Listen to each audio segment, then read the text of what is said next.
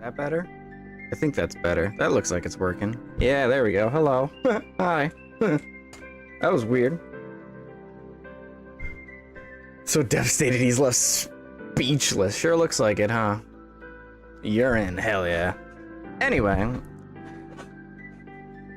No, Hayami and I are not married. I don't know what you're talking about. She hates my guts. That never happened.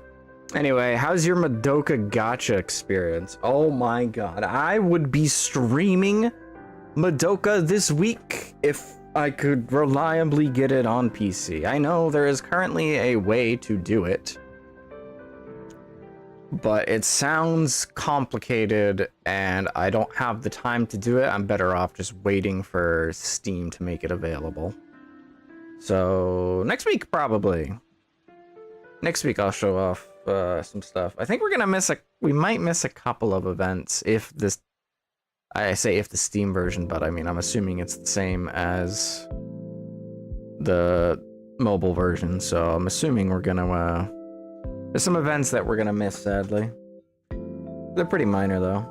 But yeah, we'll show it off, we'll show it off. Just playing on phone. I should create a union, shouldn't I? On that note. We need to get the Orange Madoka Union. We gotta get that going, don't we? I'll do something about that later. We just need to. We just need to. Anyway. I forgot to grab a drink before streams, and I'm gonna, obviously, it's Visual Novel Day, Katawa Monday, and I cannot play this game without a drink. So I'm gonna go grab one real quick. I'll BRB, and then we'll just jump right in. I don't know how to get to RIN route. We're gonna play by ear. Who knows? Maybe I'll mess it up and I'll accidentally get started on Kenji's route. Although I'll just go back and redo it. Be back in like 20 seconds. Count it.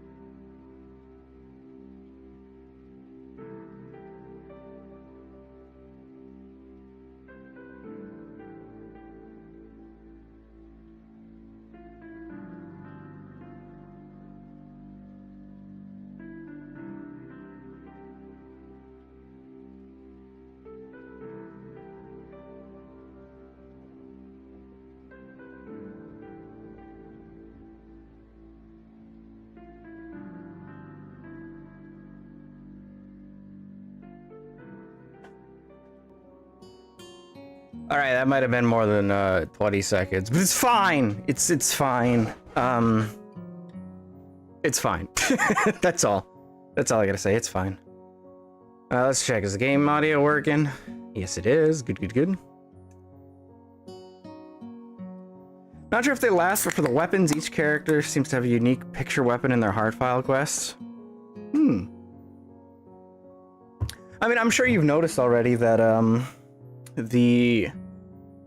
when you pull, you're not necessarily getting like the magical girl. That's not exactly what you're pulling. You're pulling like a specific version of the magical girl. Because I'm sure you noticed there's 3- and 4-star versions of some of the what are they called again? Kyokus.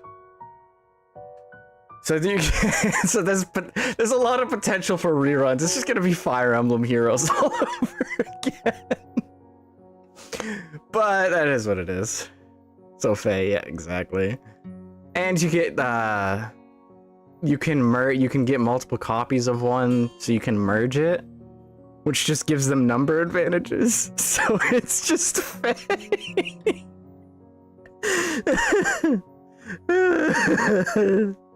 Oh well, it's fun. I'm enjoying it. So a bad game. I mean, I don't think the merges are They're not like as important. I mean, they probably are if you're doing heavy PvP, but PvP I don't think is super emphasized. Who cares? But anyway, we're getting distracted. I'm going to talk about all this stuff when we actually play Madoka. We're here for Katawa Shoujo, so let's play Katawa Shoujo today, okay? Alright, so we start. And skip mode. Alright, we gotta get ourselves into the school. We gotta... Why? Why do I want to introduce myself? We'll pick a different option today. Why? Do I have to? Of course not. That's why I asked. Right. Let's go then. My heart is pounding on my chest, and it keeps me thinking about my condition as I follow the teacher up the stairs. The third door down the third floor corridor is marked as a classroom for Class 3-3. Joe opens the door and enters. Good morning, everyone. Sorry I'm late again. I hesitate for a split second at the door, freezing on the spot. Get a grip. This is a big step, I know that, but there's not any point to worrying so much about it, at least not this soon. I think I've already seen all this, so skip. Of course you would go for the feet girl. What do you mean? This is the last girl to go with. I did the foot girl last. Are you armed to handle this run? Yes, I am indeed ready to arm myself for this. Shut up! After the applause, there's a brief silence that nobody seems to want to be responsible for breaking. The teacher soon realizes that he should probably say something. He opens up with some unintelligible noise, shuts up as he loses his momentum, and then starts introducing me. Nobody seems to be interested. Maybe I should have said yes to the self-introduction thing. Probably realizing he doesn't know anything about me, he just ends up saying my name wrong again and asks me to write it on the blackboard. I do that and turn back to face the class, feeling awkward. I listen to the teacher as he drones about getting along while letting my gaze sweep across the classroom. Everyone seems to be listening to him intently, and when he's done, they clap their hands again, which feels like a weird thing to do. What are they, American? The first row girl claps on this round, with her one hand against her other wrist that ends in a bandaged stump. Makes me feel a little bad. And skip. He looks at me with a weird expression that continues. We don't know much about him, but maybe we'll find... This is all because I picked Y instead of the dialogue option I picked last time. Maybe I should have introduced myself after all. Oh my god. We really should have introduced ourselves, huh? Anything would have given a better first impression than the teacher's drone and fumbling with my name. We knew there was going to be a new student, but we didn't know you would be here today so soon, Hee-chan, right? Hee-chan? Yep, it fits, doesn't it? Did I say... Oh, sorry, wrong voice. Did I say it out loud? It's just a surprise. I've never liked that nickname. I don't really see how. The drill buns are back. Underscore orange smile. Underscore orange smile. It fits. You look just like I imagined. You look like a Hee-chan, you little shit. I wonder why everyone seems to think so. Takamichi taps her fingers on the desk to get Misha's attention. They gesture back and forth to each other excitedly, their hands a blur. Misha seems a little overwhelmed after I skipped one of her dialogues. Sorry about that. Shi-chan wants you to know that she's the class rep, so if there's anything you need to know, you can feel free to ask her. You like the school so far? We can show you around a little if you haven't had time to walk around and familiarize yourself with it. Misha stumbles with the hard word a bit, making it stick out in her otherwise fluid translation. Thanks, that'd be pretty helpful. Yeah, I just kinda came straight to class today. Hahaha. That's no good. You should always try to learn as much as you can about where you're going before you go there. Not just with school, either. Always, even if it's a trip to the convenience store. Really, Shi-chan? Learn about where you're going? I guess I didn't bother to do that. Or just didn't care enough to do so. I didn't look forward to this, even if I committed myself to go along with it half-assedly. But anyway. I don't say anything, and Misha signs something that ends in a shrug. What was that? Seems like it was about me. I feel like slumping over in my seat. Both of them are smiling, but that shrug hit me unexpectedly deeply. You look down. Are you okay? Are you okay? No, don't take it the wrong way, please. I hate it when people are afraid to ask questions. That's how people learn things, by asking. Asking for help is perfectly normal, as much as needing help. Stop looking like you just failed a test. Wahaha. Alright. Ah, and another thing, you don't have to call Shichan something so formal like Hakamichi or class rep all the time. Just call her Shichan. Okay, maybe that's too casual. Maybe Shizune would be more appropriate. Yep, Shizune is fine. Huh, okay, that'd be a lot easier for me. Have I seen all this already? I have. I wonder. Let's see.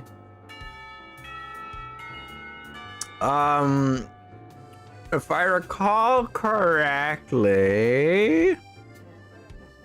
I think I got everything I need to know is the answer here. Skip. Oh, hi, Val. Oh, yeah, also, I forgot to say. Hi, Val, hi, Wing of Shoe, and nobody else has shown up today because, a certain somebody has already been said hello to multiple times before and doesn't need another one.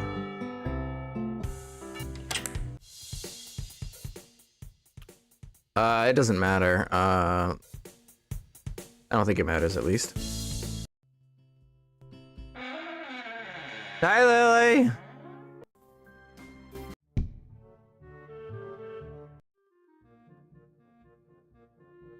I'm sorry, I didn't mean to startle you. Sorry, I didn't mean to startle you. It's okay. The girl certainly doesn't look like it's okay, but I let it slide.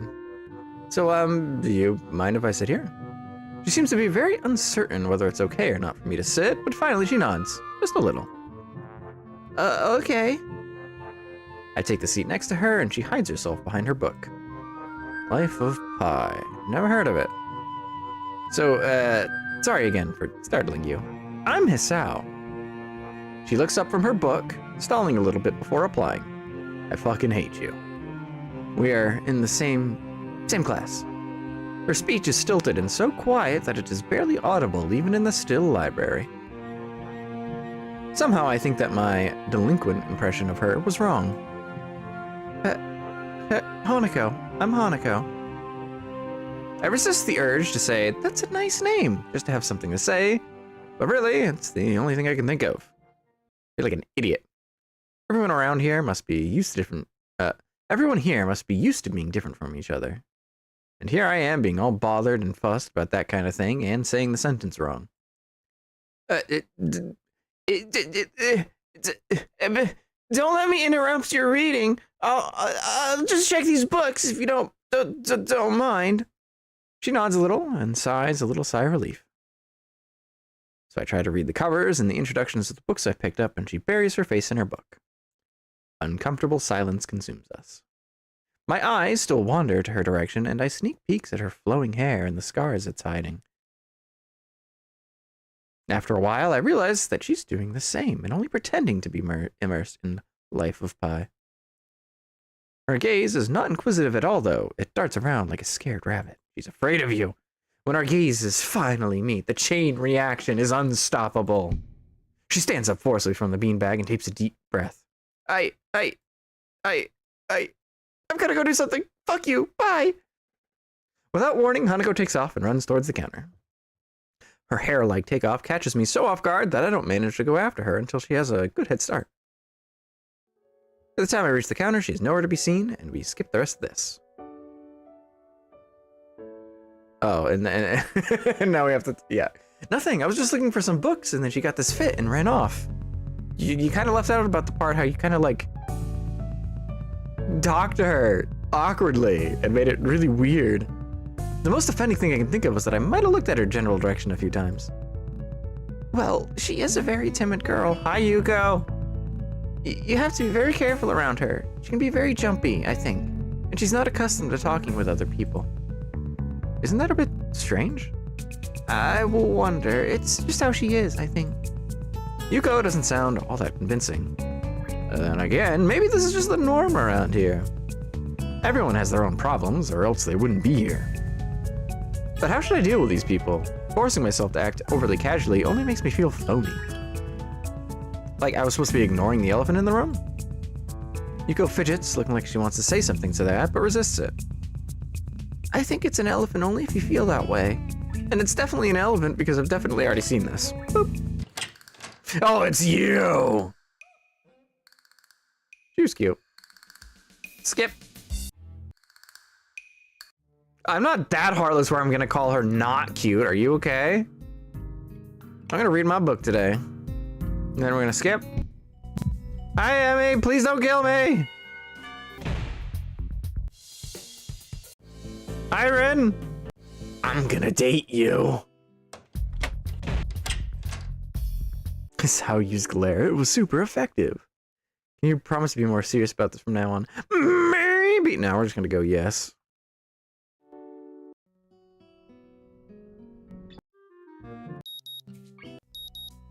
And then we shoot down Emmy. Okay, I didn't even get the option. That seems a little odd. Don't drag me into this! I've done my part!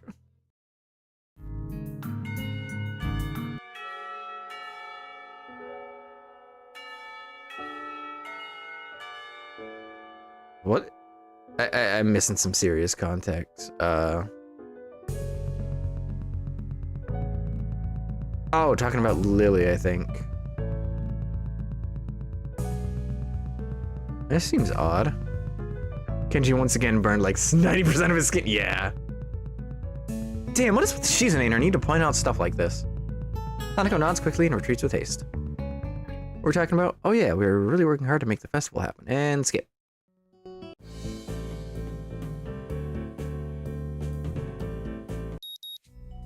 Okay, this is the one where we turn her down. Yeah, we take it easy this time. Yeah, now. This should be relatively uncharted territory.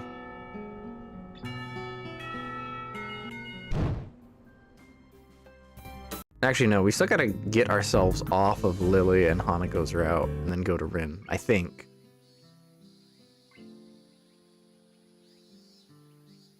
Oh, isn't one of these... Doesn't one of these get you down Lily's route? I think it does. We're gonna save here. I don't remember which one it was. I'm gonna go with... Sorry, I'm not in very good condition.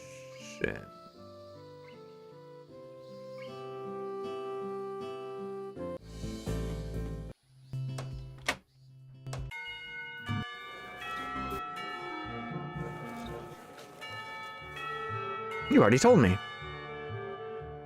I glance sideways at Emmy, and she glances back in a way that tells me she has heard this one before, too. Neither of us says anything to RIN, though she continues her monotone soliloquy like an unfunny stand-up comedian. You should become an artist. No bad luck, guaranteed. Don't you think that would be a good idea? That only blind people should become artists? No, not as such. You might have a point. Abandoning this train of thought, she turns again to consider her work and starts humming a tune that I think I recognize but can't remember the name of. Emmy arranges the supplies we brought and moves a few paint cans around, trying to bring some organization to the scene. Emmy, I need the Prussian blue paint, and I need to skip mode because we've seen this before. Emmy heaves a sigh. I guess I have to go back and get some. I promised to help out with our class project though, so I'll be back a bit later. Can you manage without it for a few hours? RIN nods, and so Emmy leaves. Hi, Shiroway.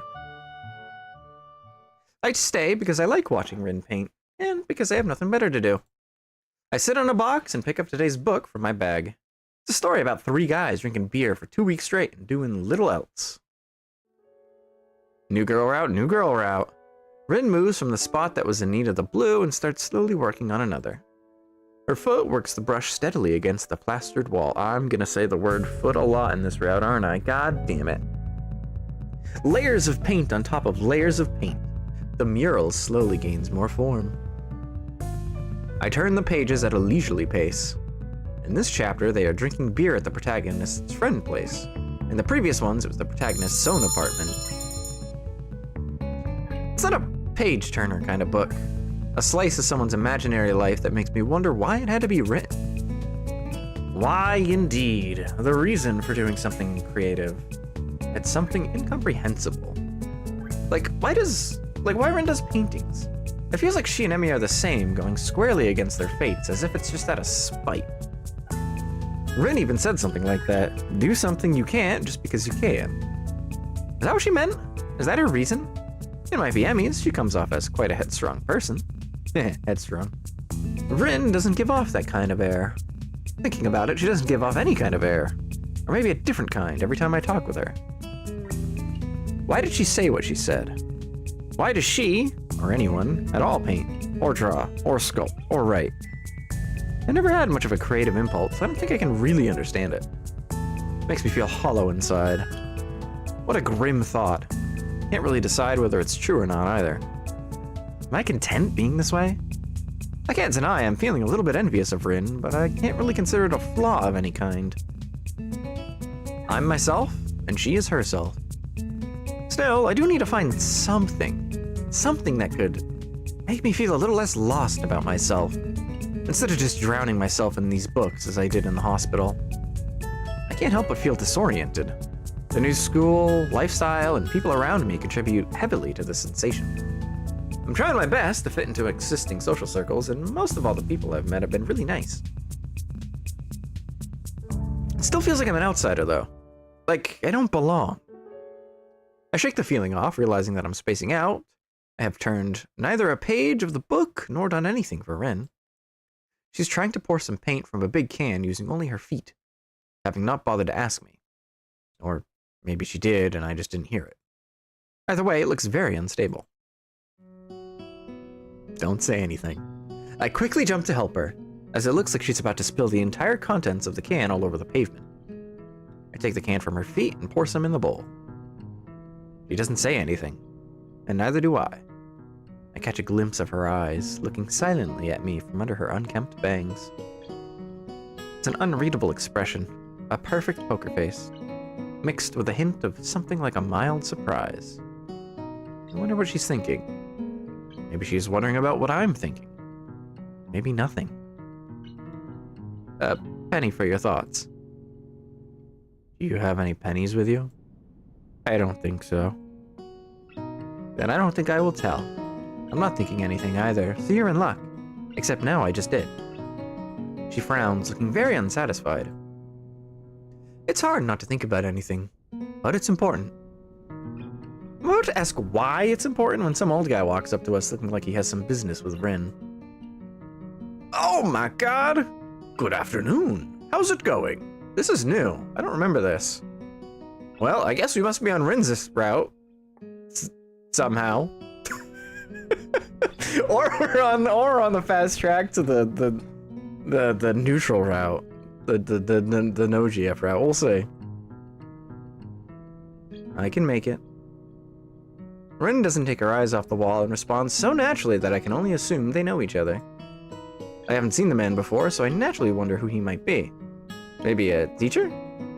His hair has faded to a silvery gray, so much so that it looks artificially dyed. I hope that's not the case. Small, round glasses hang on the bridge of his nose, but it appears he's constantly looking over the lenses rather than through them. He's studying the mural intently over said glasses. Good, good. What bold composition you have here. He moves to inspect the mural closer, talking to himself about it in a way that makes it obvious he wants us to hear it too. Very good indeed. I don't really know how to make of it, but Rin doesn't seem to care much. She's looking around her working space, the various bowls of different tones scattered all over. Sao? A little more of this. Give me a second. I pour a 50-50 mix of two paints into the bowl to create more of the same pale pink tone Rin was using to fill up the shape of a man's face. Hi, Shadow. Also, he's completely new. Yeah, so, I don't know, maybe... Did I somehow... Because I did do a couple things different earlier, but they were completely unrelated to Rin. I wonder, did I somehow stumble onto Rin's route? Because that seems weird. Because I didn't pick any dialogue options directly relating to Rin yet. That's really weird. Anyway, back to reading. Rin watches me doing so, which makes me feel nervous somehow. Her face is so unassuming that it feels like she's just waiting for me to do something wrong. The man turns to reckon me as well, looking surprised as if he noticed my presence only just now. Maybe he did. Why, hello there! Who might you be? Ah, I'm a transfer student. To class 3-3. Misao Nakai. Nice to meet you. Muto's class, eh? Well, I won't hold that against you. He laughs very— How did I know he was gonna laugh there? He laughs very loudly, obnoxiously loudly. A few small birds take flight from a nearby tree. Hi, Thomas. The game put you on the RIN route so you can see Peak. I guess so. It knew that I wanted to do this. I'm Shinichi Nomiya, the art teacher. So this is the art teacher. In retrospect, I should have guessed that much. Even looks like one as far as first impressions go. How did you come to end up assisting my protege? I wish I knew. Ooh.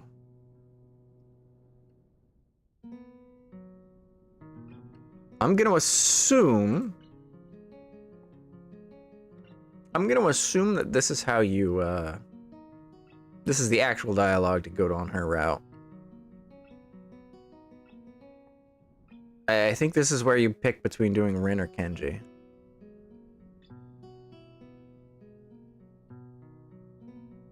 Now the question is, which dialogue option is it? I think it's being interested in the art club. Because if you just say I just kind of stuck with her. I mean, it is about her, but it's kind of like being a little dismissive. You know, like I'm just kind of stuck with her, you know? But if you say you're interested in the art club, then you can probably join and then hang out with her more. Yeah, that makes sense. We'll join the art club. When are we gonna do the solo best bros route? Well, he's the only one after this, so we'll be doing him after this. Not like that, except definitely like that, though. I guess I'm a little interested in the art club. I blurted out, partially inadvertently. What do you mean? Nothing specific. I wonder if I could come by sometime, even if it's just to observe or something. I've been thinking that I should join some club or something, so...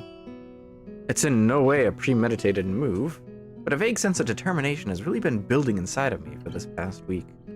He wants to do something. Yeah, I didn't even read that. I was just talking to myself. I'm like, he just wants to do something. Yes!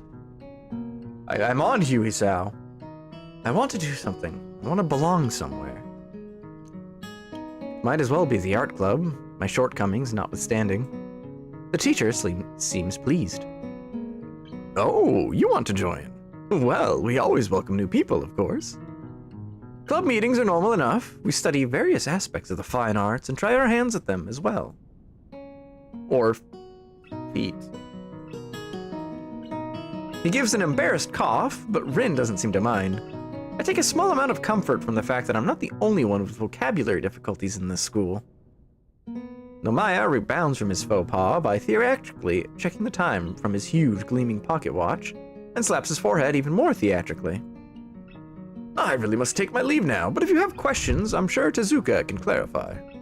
Somehow, mentioning clarify and Rin in the same sentence doesn't feel right. However, I don't say as much to the teacher, since he does seem to be in a hurry. Tezuka, I'm pleased to see that this little project is going so well. I just stopped by to remind you not to run off by yourself tomorrow. I've invited certain people to the festival for you, and I'm sure they'd like to meet you as well. I hope I'll see you on Monday then, Nakai. The teacher leaves, and we are left by ourselves again. Rin is still painting as if nothing notable happened. Since nothing in fact did, I am left wondering what on earth is wrong with me. Art and I haven't worked well together in the past, at least judging from the grades I used to have in middle school. Maybe a club will be different than an obligatory class, who knows? I tried to come with something meaningful to ask about it, but to no avail. Hi, Gungo. I'll just go to a club meeting and see how it goes. So he invited some people tomorrow just to check out your painting? He has a lot of art people friends. They like to talk about art. I think he wants me to talk about art with them. Somehow, I get the feeling that you aren't too thrilled about it. RIN shrugs noncommittally, but it still gives an impression of her general displeasure at the idea of having to discuss her painting, or any painting, with other people. Let's be honest, there's a lot wrong with the Sao. Yeah. Yeah. Just yeah. I don't really like talking about art. It is already a way to talk without talking, so why bother talking about it? Yeah, I can understand that. It's like being bored and talking about being bored because you're bored. I'm not following you. Have you ever talked about being bored? It's pointless and not very exciting. All you can really say about it is, I'm so bored. I once spent a week trying to think of something meaningful to say about boredness. It was the most boring week I ever had. But that's pretty fitting, don't you think? RIN gives me a look. Ionic. Laconic? Ionic? I've seen this word before, but I don't remember it. Laconic kind that looks like it doesn't mean anything, but it does. Anyway, I don't know. I guess I can just rarely come up with anything to say about art. Then why did you want to join the art club? I mean, like this one you're doing now. I have no idea what to think about it except that it looks nice. What is this painting about? It's not about anything at all. That's what I'd like to say, so I did. That was a small lie. I said it anyway, because I would kind of like it to be true. Teacher wanted me to do this, but I didn't have any ideas. I tried to have some, but nothing happened. So now this is a painting without any ideas. But what are you painting then? No idea. Now to think of it, I think I'll call this No Idea. Now I started thinking again. Oh, this is bad. She shakes her head vigorously for a while, trying to shake thinking out of her head. That amber red hair flies wildly around. Want to know be bored, do what Johnny Somali does. Although soon enough he will have his own fish ending in prison. Wing of Shu, I think that's the darkest thing you've ever said, in a way. No, don't do that way.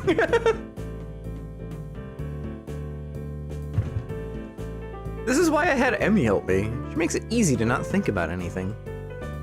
You know, how she just talks about nothing for hours. It's like her head is made of bubblegum foam bath jelly. You're kind of the same, but not really. It's very helpful if you stay here. I'm not sure if that's a compliment or not. It's probably neither, with RIN being the overtly neutral person she is. So, is there anything specific you'd like me to do to make you not think? Just be. Alright, I'm gonna recite the entirety of the Madoka Magica plot line and every single important line that was ever said in the series and explain why it's a not-so-hidden masterpiece. Just kidding, I'm not doing that. So, without knowing what I should do, I just sit on an empty box to watch her continue with the painting, idly leafing the pages of the beer-drinking book. Something something screw Cube, something something magical girls. Maguka is suffering. RIN has a serene expression on her face, her dark green eyes hiding what she might think behind them. No, wait, she's supposedly not thinking anything, right? She quietly hums to a tune, interrupting every now and then with polite requests for more paint or another kind of brush. Her concentration is admirable, even though she seems to be sleep-deprived and under pressure to finish the job. Inch by inch, the painting gains more form, details being added on top of details, colors entwining with each other, filling the empty spaces, growing on top of each other. I find myself thinking about inspiration and motivation to create art again. Where does one get ideas? They don't come out of nowhere. I don't think there are muses that magically inject some inspiration into your head. Ideas have an origin and a purpose. The more I think about it, the more I'm convinced that Rin is lying about her mural, or at least twisting the truth. Maybe she doesn't even realize it herself. You can't do anything creative without having an idea of what you're going to create. That would go against the definition. Every stroke must be decided to be drawn, even if it's made at random, then that too is a conscious decision. So her painting, even this one, must be based on having some deliberate goal or idea of what to paint. If Rin's idea is to have no idea, as she said, does this count as having an idea?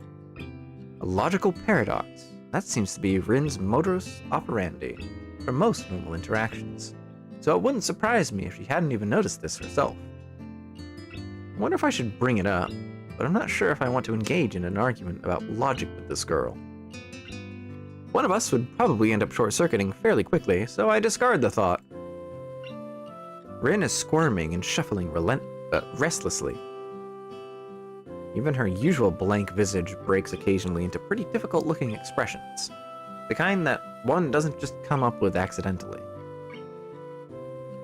Everything all right? Yes. No. My back started hurting again. This painting is too big after all, and it's hard to paint in this position. Want to take a break? After I finish this part. Of course, she doesn't take a break, and I don't bring it up again because that would be completely and utterly pointless.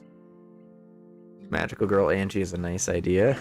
I have considered, I should see if I can find an artist who can do the Madoka Magica style and have her just draw Angie. The best part is you don't even have to come up with a new outfit idea. Her outfit's already perfect for it. Straight up, do a side-by-side of Angie and Mami. They look, the outfits are pretty damn similar. I didn't even plan that. Mami wasn't even one of the references or inspiration for the new design. It just happened that way. Rin continues her work, and I stay with her. I like to watch her paint, and I'm gonna be a member of the same club she's in now. One still has her head, though. When she declares the mural to be finished, it's already so dark that I have no idea how she can tell. There's no celebration, no general sense of a job well done. Just a tired and iconic, I'm done. Then we both go to sleep.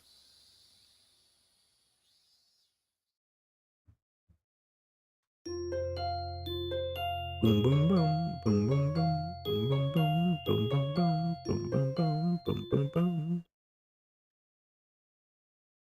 Diddle-doo. Oh, wrong song. Wrong song. The next day, I wake up feeling a little lightheaded. It's almost noon already.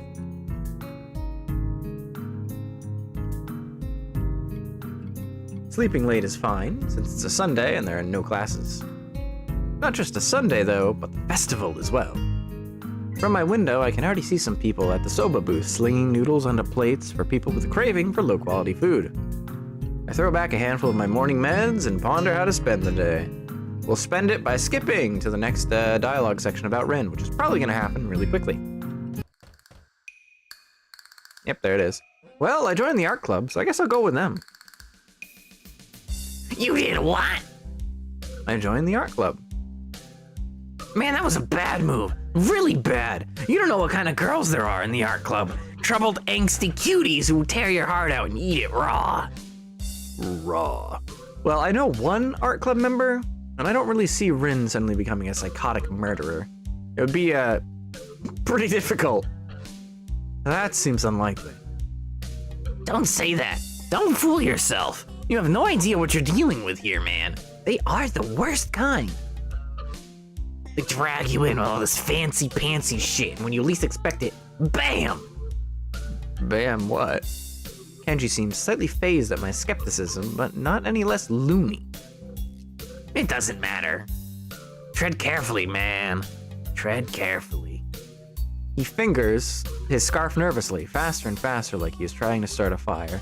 then slowly begins to calm down once the panic attack finishes running its course. I'm gonna have to find some place to hide in, a safe haven, and then knock the lights out of myself so that I don't have to experience this horrible day. That is a perfect thing for that. I must prepare now. Don't go to the festival. Okay, Later, dude. I'm gonna go to the festival now. The door slowly closes with a low creak, and I don't know how to feel about what Kenji just said. The happy hubbub of the crowd greets me as I push myself through the main door and step outside. The school grounds were transformed into festival grounds over yesterday and this morning. Colorful stands line at the main walkways from the main entrance to the school building. Some people are still carrying stuff to and fro, but behind most counters are relaxed students who look like they are good to go. Most of the other students have been up early to finish the preparations. A feeling of guilt passes through me, but it soon goes away. I'm just a lowly transfer student, after all. Some visitors are already strolling the grounds. There are some young families with their perturbed parents trying to keep up with their over-enthusiastic offspring. A few students of our own accompanied by their parents, and a lot of old and young people who are here for no reason I can imagine. The carillon bursts into life and the principal's squeaky voice announces the opening of the festival over the PA system. Everyone applauds politely, if a bit unenthusiastic. A school festival. We didn't really have festivals at my old high school. Feels kinda old-fashioned, especially considering the school I came from, but it's still somewhat exciting. It's got charm, Hisao, it's got charm. A day off feels sweet after the first week of hard work, despite me lying in the hospital bed for 4 months prior to this. I recall even wishing that I could go to math lessons during my stint at the hospital. Can't remember the program for the festival, even though Muto went through it during class just the other day. I step off the dorm steps, intending to take a tour around the grounds to see all the stuff the others have set up, but I only make it down to the bottom of the stairs. Hi, Rin. A few people are studying Rin's mural on the wall, while the artist herself is lounging on the sidelines, leaning against the wall and looking extremely bored and mildly under the weather. Oh, good morning. Hello.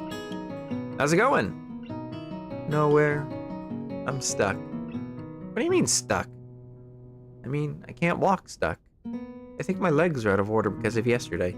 I'll just have to carry you around the whole festival. _Ange, I have a very good reason to make your wife Hayami play rabbit and steal.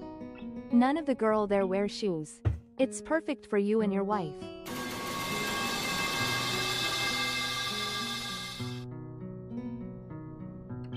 It's hard to say. Maybe. The strain of working on the mural was greater than she let me know. I thought it was just a bit of tired muscles or something. I mean to ask something further, but Rin swiftly moves on to another topic. Teacher's friends came by. Then they headed into town for lunch and asked me to go. It was a good thing my legs hurt so much. But you're stuck sitting there? Well, that's not good. I'll just wait till I can walk again. It should be either sooner or later, if you think about it for a while. Teacher was happy that I finished the mural. We should be. But I wonder if it's finished after all. Oh? I thought yesterday that I had done everything, but now I'm not sure anymore. I should paint more details. Maybe. Probably. It's very hard to decide. Finished or not, the mural looks great in broad daylight. No, don't point him out. Don't point out. The drawing has nipples. Various human body parts, repeated over and over in a wildly mutating, mostly disfigured variety, are the main element. They are rough-looking, as if thoughtlessly placed and rudimentarily painted, but a great deal of thought and care has gone into each and every one of them. Does this one have a frog growing out of its head? It's a goldfish. What's that? It's nothing. Is that a boobie? Oh wow, that is boobies actually. Anyway, the wall is so wide I have to turn my neck from side to side to see the entire painting. And hopefully YouTube won't demonetize me. It's hard to consider it as a single piece. The elements don't seem to fit together, but I guess they do create some kind of a whole. Abstract as it is, I have no idea what it's supposed to be portraying, but it looks nice. That's enough for me. Look at these late series Korean Lagan ship enemies. I settle myself next to Rin, leaning against the wall like she does. The happy noises at the festival are becoming louder as more and more folks enter the grounds. The dorms are far from the main attractions in the main building, and the stands are in the courtyard, so most visitors have not found their way here yet. Hi, Rin. A somewhat bored expression settles on Rin's face, making her look detached from everything that's going around her. She's being awfully quiet. I wonder if she's in pain. So, what did the art people say about your mural? Oh no, she does not look super excited. My question wakes Rin from her daydreaming. She lazily turns her face towards me. I'm not sure. I think they liked it. Maybe they did. But what about you? Are you happy with the mural? Because I kind of participated. It'd be terrible if you were unhappy. Rin tilts her head, biting her lower lip. I think it came out decently. It's not bad, but it's not good either. It just is, I guess. I guess I'm alright at being empty-minded. Can I ask something else? What does the painting really portray? I thought about it yesterday when you said that it doesn't portray anything. But that's a logical fallacy, isn't it? You can't make something out of nothing, not even art. Rin frowns and turns her head back towards the clouds. I don't know. I'm not really good at explaining things. It's just a mural. There's nothing special to it. I said it already. She sounds annoyed at my inquiries. I didn't know what I'd paint, so I just decided to paint a mural. It's a mural that portrays a mural. No, wait, I just thought up a better way to say it. It portrays itself. It insists upon itself. So its muralness is at the maximum, at least as far as I can do. So, if you think it has some meaning, I think that's the same as this one has. That makes no sense. Meaning, I feel the corners of my mouth turning upwards into a smile that's just a tiny bit bothered. I have never understood art in the deepest meaning of the word. I get the basics. How art is supposed to be only a means for exchanging ideas and thoughts. However, I never learned how I should interpret a piece of art, or somehow divine what the artist intends to say through it. I know it's not any special skill, but somehow my brain can never connect art with anything else than what I see. All I see is a mural. I can admire the technical skill. After all, even I know the difference between bad art and mediocre art and good art. That's as far as I can go, so don't ask me about meanings, Rin. Her reply sure made me reluctant to ask her about it any further. So what are you doing when you get on your feet? Nothing. Nothing? But there's the festival. Don't you want to go have some fun? I'm fine like this. You don't like socializing much, do you? I think I'm arguing more for her than for myself at this point.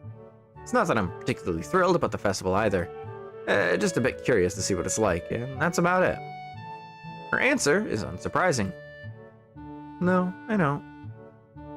I guess me neither, in the end. You should go if you want to. I know, but I can keep you company. I'm not used to all this just yet, so it's okay to take it easy.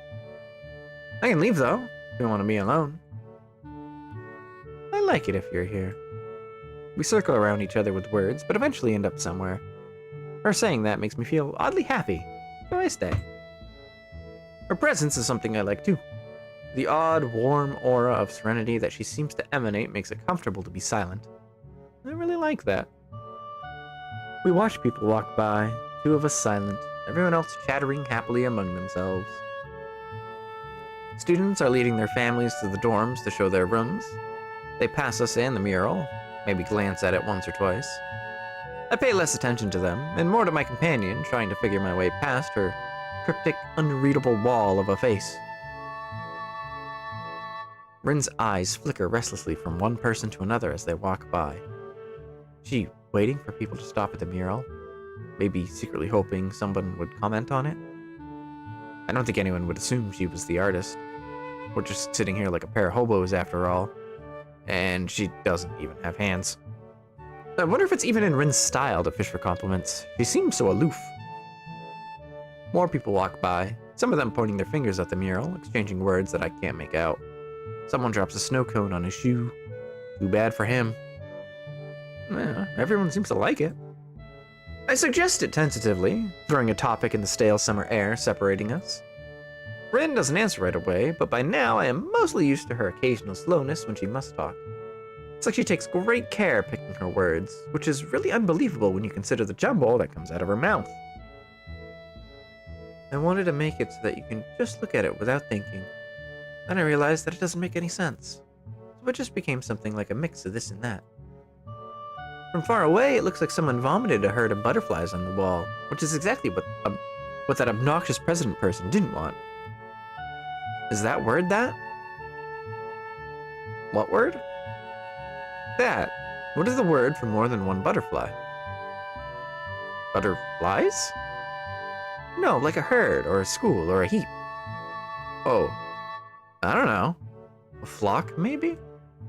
This blood have no arms. Yes, Rin has no arms, and she painted this mural that we're looking at with the boobies. Maybe people like butterfly vomit. Rin looks at the mural, looking unsurprisingly happy. Looking surprisingly unhappy. I said that like completely backwards. The middle could be better. Usually I like in-betweens, but this was a pain in my butt. Not literally, of course. Then again, I did get that too. I guess it was literally after all. Don't be so critical of yourself. She looks at me funnily, but shuts up. At about this point, I start thinking if I should really leave and do something more constructive with my Sunday. This is the pinnacle of social failure. A whole free day, a festival right outside my doorstep, and what do? Sit here with Rin. Two bystanders with nothing to do except to think what a pity it is to just be a bystander. Even realizing how pitiful it is, I don't do anything. I don't stand up and take off for a day of fun. Shuffle, shuffle. Fidget, that's new. Shuffle. Rin is shuffling about restlessly, constantly swinging one leg over the other knee and then back again. She has a very irritated look on her face. Is something wrong? Yes. No. Yes. She suddenly hops up on her feet. It's surprising. I thought she was still rendered immobile, but apparently that's not the case. I have to go find Emmy or someone. I need help with something. I can help you. No, it's okay. One of us has to stay here in case something happens. Yeah, don't be ridiculous. Nothing even remotely interesting has happened since I came here, except that one guy who dropped a snow cone on his foot. Let me help you, since I'm bored. So what is it? Rin's lips flatten tightly against each other into an almost perfectly horizontal line. She closes her eyes and draws in a deep breath. When she opens her eyelids, the frighteningly stern look in her dark eyes takes me aback. Isao, you might not want to hear this, or maybe you do, I don't know, but it doesn't matter, and even if it did, you were not leaving me any choice. I'm having my period, I need some help regarding that. Okay. I'm having my period and I need some help regarding that. However, I don't feel that our relationship is yet on the level where I could allow you to pull my underwear down in the girls' toilet, even if you offered to. That's why you should stay here while I go and look for Emmy. As blood rushes to my cheeks like the rising tide, my brains try desperately to search for an answer.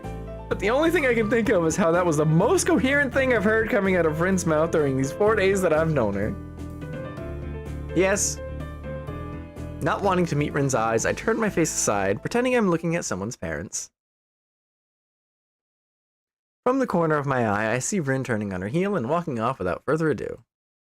I feel like going to hide under some rock. I wonder how long Rin will be gone, or if she'll return at all. She does return eventually, appearing seemingly out of nowhere and sitting back to where she was, next to my place. I'm back. She says it flatly, like my blunder never happened. I'd prefer to forget the whole matter as well, so I keep quiet. Time passes in standstill. The sun gleams from high above the main building. It hits me directly in the eyes, but I just squint instead of moving. In a bit, it becomes painful to keep my eyes open just a little, and my temples start aching. My head hurts. I think this day gave me a headache. Can you believe it? Are you hungry? How is that related to headache? It's not. I asked because I am. Oh. Her oblivious seriousness melts my irritation with its ridiculousness, and I find the corners of my mouth turning slightly upwards again. You know what? So am I. I'll go get some food for us. What do you want? My treat. Doesn't matter. Returning with the food, I give one portion of RIN, taking the other for myself, and we dig in without a word. What did you even give her? Describe it to me! RIN looks upwards, fork hanging out of the corner of her mouth. What are clouds? I always thought they were thoughts of the sky or something like that, because you can't touch them. You thought like that when you were a kid? No, last week. Maybe because sometimes my thoughts feel like clouds, fluffy and white, slow. Like the sky was in my mind, like my mind was the sky. The sky of your mind? Close your eyes and think of the sky. You won't be able to think of anything else until you stop. I try it. It works. Magic? Opening my eyes, I see RIN studying me with her eyes. It feels uncomfortable because she doesn't say anything. I turn away. Clouds? Clouds are water. Evaporated water. You know, they say that almost all the water in the world will at some point of its existence be a part of a cloud. Every drop of tears and blood and sweat that comes out of you, it'll be a cloud. All the water inside your body, too. It goes up there sometime after you die. Might take a while, though. Your explanation is better than any of mine. Because it's true. That must be it. I carry on eating the food before it gets cold. The wall offers a bit of blessed shade as the sun revolves around the dome of the sky. But the afternoon is already slowly making way for the evening, so our lunch becomes more of a dinner. Or whatever the word is for an irregular meal like this. Despite what I decide to call it, it certainly hits the spot. I haven't eaten a bit since forever. My appetite filled, I let out a satisfied sigh. RIN hasn't eaten all of hers, but seems to be done with her food as well. We are all made of stardust that smash into each other. Correct! You are correct, sir! I lean back, taking in the atmosphere. The crowd has thinned already, but the activities are still going. Everyone seems to be enjoying themselves. And why not? It's warm, the kind of a perfect summer day when it's hot, but not too hot for comfort. The sun will set soon. Time has really flown by. We've been sitting here for 6 hours. Yeah, we have. You want to do something else now? No, not really. Me neither. She adjusts her position and leans against the wall, and I follow her lead, relaxing my own body. For minutes on end, we sit there without saying a word. I'm trying to feel RIN's mood from her demeanor, the tension of her muscles, the tiny expressions fleeting on her face. It's no use. She's unreadable as always. The crowd swells to and fro, people happily chattering with each other. Very few people pay real attention to the mural, and even less to us. I fiddle with a few odd pebbles absent-mindedly. The act of doing something just for the sake of doing something. The pinnacle of idleness. Inch by inch, the sun creeps lower and lower towards the tree line, changing the color of the sky close to the horizon from golden yellow to orange, meat, and red as the moment of sunset draws near. I feel like my stomach is filled with lead after eating so heavily, but the brick wall feels surprisingly comfortable against my back. I try to fight against the drowsy feeling that is overwhelming me, to no avail.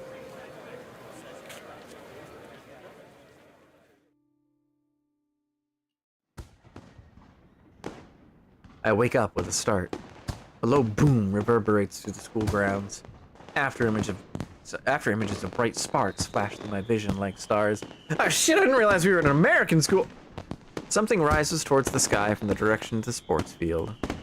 A tail of fire trails behind it until a burst of red and yellow flame lights the sky high above the school with a loud... Scott... Let me just try reading the whole thing again. Holy moly. A tail of fire trails behind it until a loud... I'm gonna just kill myself. Nom nom nom nom nom nom nom. Tail of fire trails behind it until a burst of red and yellow flame lights the sky high above the school with another loud boom. Fireworks. The sudden flash of light against the canvas of the night sky awakens me to realize that it's actually dark already. How long did I sleep? I feel groggy and can't feel my right arm. As I attempt to flex it, I realize why. RIN is leaning heavily against my shoulder, almost falling on my lap. She is fast asleep, not even fazed by the fireworks. Her mouth is slightly open and her eyes are peacefully closed, a sleeping, childlike face of the innocent. I shake RIN gently with my free arm, trying to wake her, or failing that, move her so that my other arm is liberated from its pinch. RIN's face twitches slightly and her eyelids shut tighter, as if trying to resist waking up. Oh no, RIN has absorbed your arm.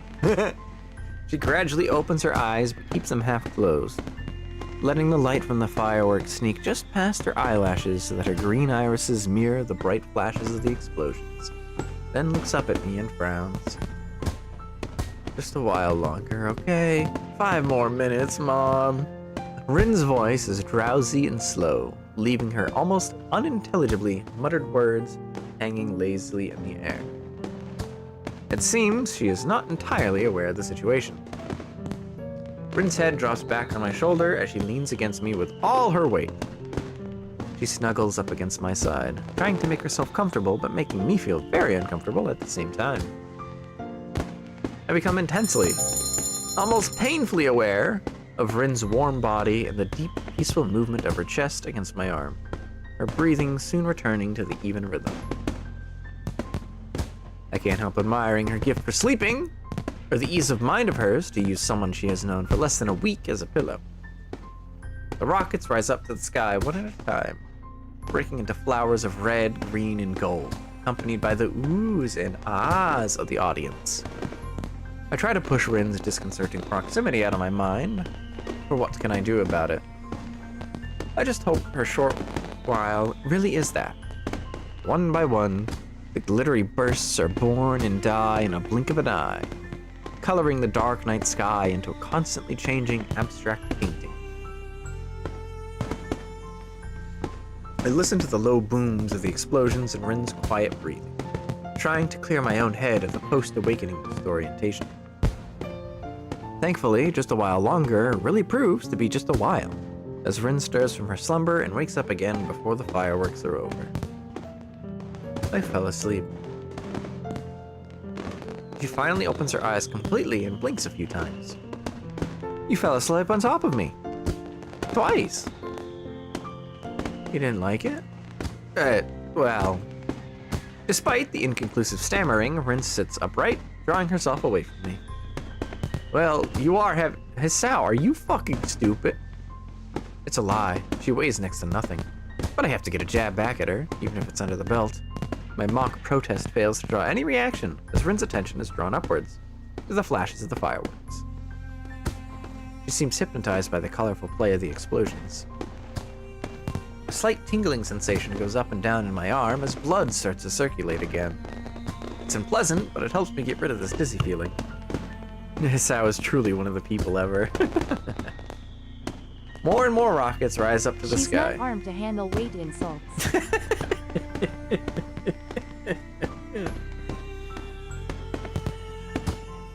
More and more rockets rise up to the sky, the bright colors of their explosions reflecting from the clouds. Both of us stare at the fireworks fixedly through the canopy of the trees, enthralled by the show. We would get a vastly better view of the sky if we moved even a couple of yards, but neither of us even bothers to suggest it. I really do like fireworks, even though looking at them makes me feel kind of sad, I think. It's like they want you to look at them so bad that they are loud and bright, but when someone looks, they're already gone. It's like they were not even real. They are real, I can tell you that. All of this is real, you know? A missing arm or two wouldn't make you that much lighter, right? No, arms aren't that heavy. I think the thing is about why Rin would be particularly light is, well, one, it's a little bit harder for her to eat, so she probably wouldn't eat as much as the average person. And two, she's also very into the arts and probably spends more of her time doing artsy things rather than eating anyway, which just, you know, can lead to being light. Also, she's, young, so. All that can add into it, too. If you think about it, nothing really lasts for long. Even something like my life or yours is just a blink of an eye in the history of everything. Like one of those rockets. Poof, and we're gone. Art people and money just don't mix often, too. Well, it depends. Some art people are just kind of rolling in it. But a young art person that's still in, you know, high school, probably not so much. But we're here, aren't we? Yeah, this is reality. Rin sitting next to me, the loud bangs of the fireworks, the vast, unlimited sky. These things are definitely real, even though they won't stay here forever. I feel warm inside, and I wonder if it's because Rin is so close to me, or just the feeling of being alive. I don't really know what I should say next. It's alright. Maybe I'm just talking to myself. But you know, fireworks are pretty. But in the end, isn't it somehow silly to spend so much money on a fraction of a second worth of pretty sparkles? Rin rips her gaze off the still ongoing spectacle and leans backwards, looking at me with a repulsed face. Wow, I never expected you to be such a cynic. Cynic is a pretty harsh word. Rather than that, I think of myself as a realist. Isn't a realist just the word for what a cynic calls himself? Yeah! Good one, Rin. The final rocket goes out with a bang of silver and blue, leaving the grounds eerily silent for a moment until the crowd starts moving towards the main gate like a cattle herd. Wisps of gray smoke drift towards the dorms from the sports field. The pungent, sulfurous smell of gunpowder it carries along feels like it sticks to my hair and clothes. Is that it? I think so. I mean, the two of you did sleep through like half of it. I stand up and stretch my sore back. Sleeping against a brick wall wasn't such a good idea after all. And considering how long you two are out in the sun, I never heard that any of you put on sunscreen. You two are probably burned. Like real bad. Damn. Rin stands up as well and turns to face me, with an expectant gaze on her tired features.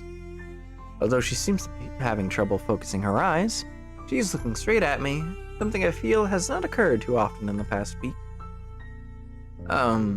So... I suddenly realize we have been almost on a date here, as if by accident, even if we did nothing. But it wasn't, so why is blood rushing to my cheeks and my speech stammering? I don't know what I should say, especially since it seems Rin is waiting for me to say something. Lobsters will be shocked how red they are the next day. Rin is waiting for me to say something, but luckily she solves my problem for me. Good night, Hasao. She gives me one more lingering look, measuring me from tip to toe, turns around on her heel and skips off, disappearing into the crowd. Okay. Good night. I'm left standing there, giving my response to the cooling night air. The festival turned out to be nothing like I expected. I ended up spending all day in one spot with Rin, even though neither of us agreed on nor suggested that we do anything. I just didn't have anything better to do, and evidently, neither did she. Rin's warmth lingers for a while longer on my body before disappearing into the falling night.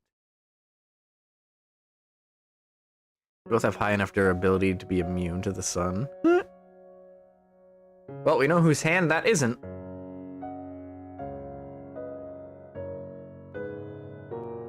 Don't say it, chat. Oh, interesting. Huh?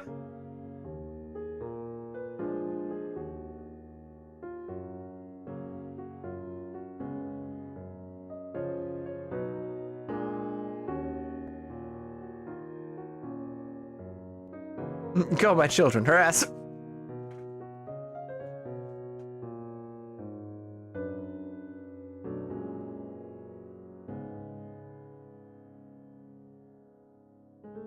Act 2. Disconnect.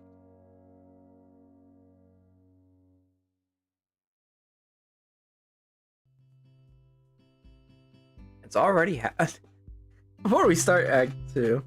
How the hell did I get it right? How the hell did I stumble? I guess it wasn't that difficult to stumble onto Rin's route. Yeah, now that I think about it. Because I did the dialogue option that basically skipped. Yeah, no, that makes sense. That makes sense. And it's really as simple as, let's see, what's the first route you can get on? I think it's the first route you could get to is, She's an A's, and I did the one option early on that makes it so that doesn't happen. And then after that, you don't turn down Emmy. Maybe you do. It was either that or the option to turn down Lily and Hanako. Oh, no. Maybe it's because I might have already messed up Hanako because I did the awkward thing in the library, which made her not like me and changed a couple things. I don't know. Somehow we stumbled onto her route perfectly. I'm just that good. Anyway, it's already 8:30, but this morning's class has not yet begun. We were supposed to have physics, but the teacher is nowhere to be seen. You know what they say, if like 15 minutes have passed, you don't have to stay. Had I known this beforehand, I would have slept in too. You didn't mentally burn Hanako at your first interaction. You just said that so you could say the word burn and Hanako in the same sentence. I'm on to you.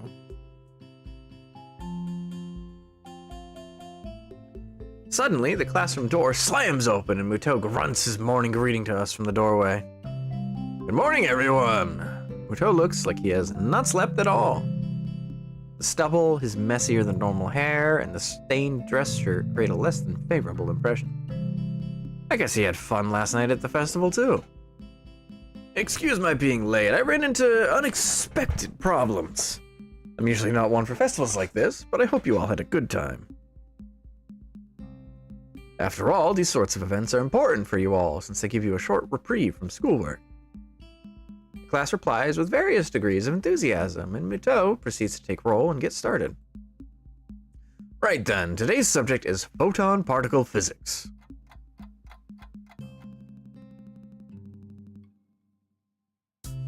Before long, I have descended into a comfortable coma-like state along with the rest of the class, letting Muto's rambling speeches pass through one ear and exit the other without leaving a trace. And now, who could tell us the solution to this problem? He's written a rather easy equation on the blackboard. Desperately, he tries to get the class to participate. Nobody?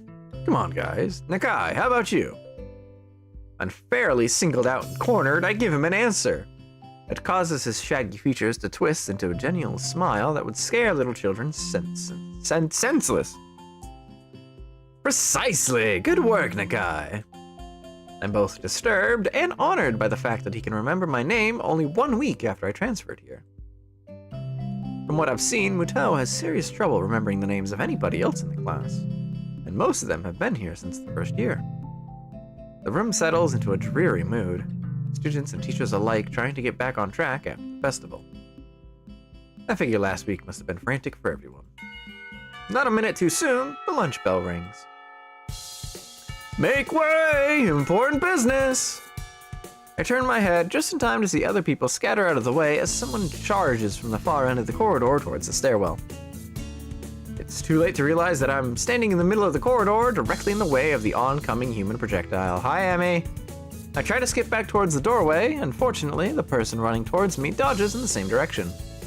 In the following fraction of a second, several things come to mind in sequence, yet almost simultaneously. First, I recognize that the girl who is on a collision course with me is Emmy. Second, I realize that it feels somehow very natural to be tackled by Emmy once again. I can almost feel comfortable if not for the reflex panic and terror. Third, Emmy seems to be carrying a foot-tall stack of papers while running in the hallway. She crashes into me, but at least the impact was a grazing one on my arm this time. Owie! Why does this always happen to me? Because you're running in the hallways! Gee, I wonder why. Could it possibly have anything to do with you running through the corridor like you were on fire? Don't say it. Don't say it! I know you're thinking it. Don't say it! Don't you say her name. Don't you dare. She whimpers regretfully, looking like a hurt puppy. The sight makes me regret my snappish comment at the very instant it emerges from my lips. But I was in a hurry. I can tell. Sorry.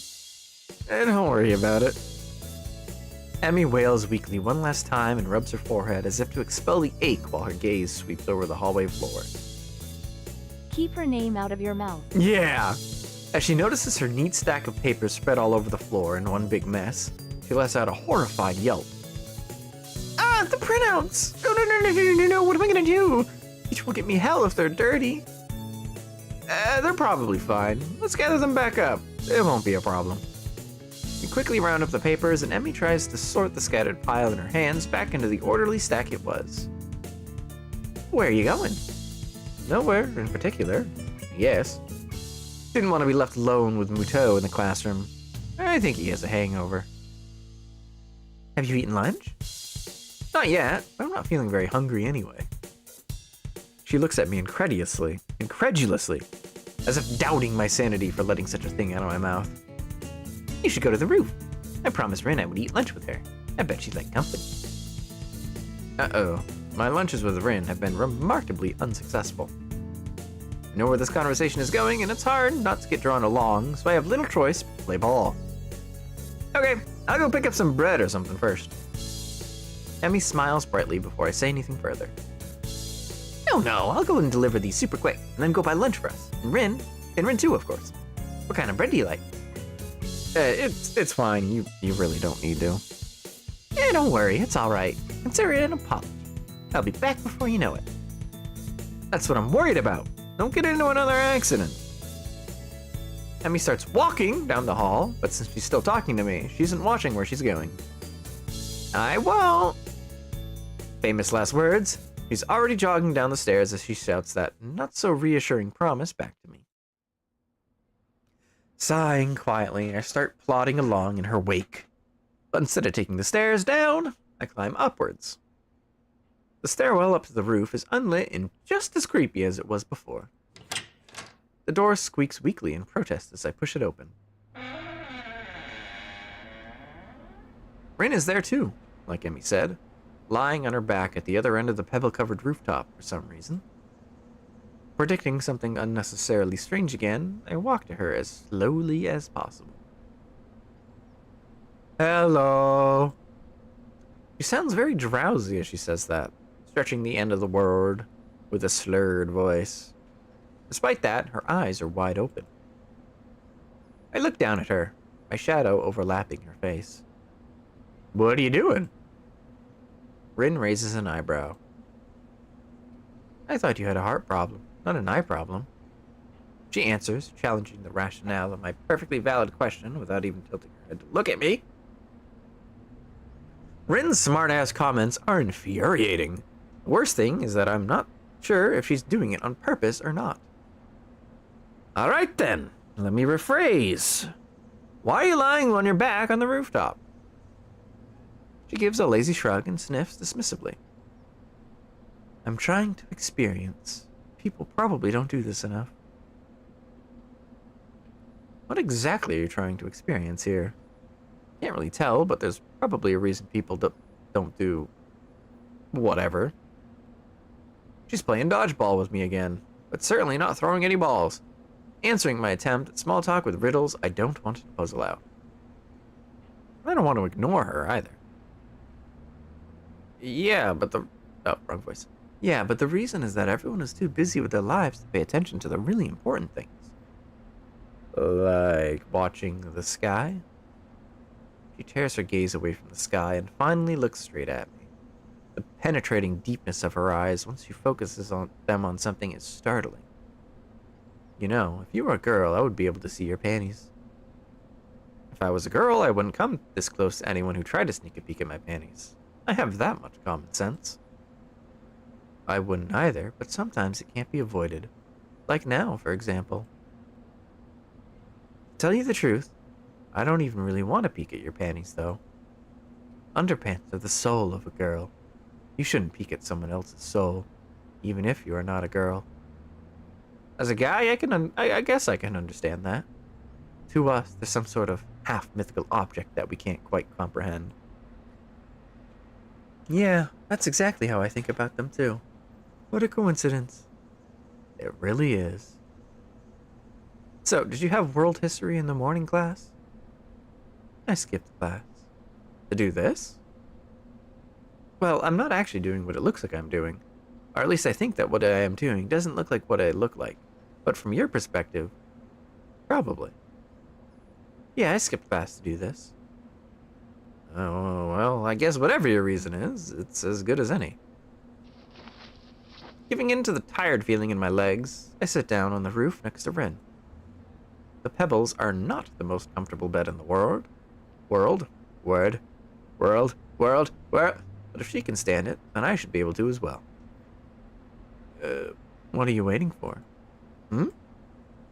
Try it. I bend my neck backwards to take a look where she is looking. The silvery blue sky, dotted by herds of cloud sheep, fills my field of vision entirely. While it's pretty, the view is nothing special, even though the weather is fair. I give a shrug, trying my best to imitate the nonchalant manner which RIN seems to have evolved to perfection, and lie down on my back.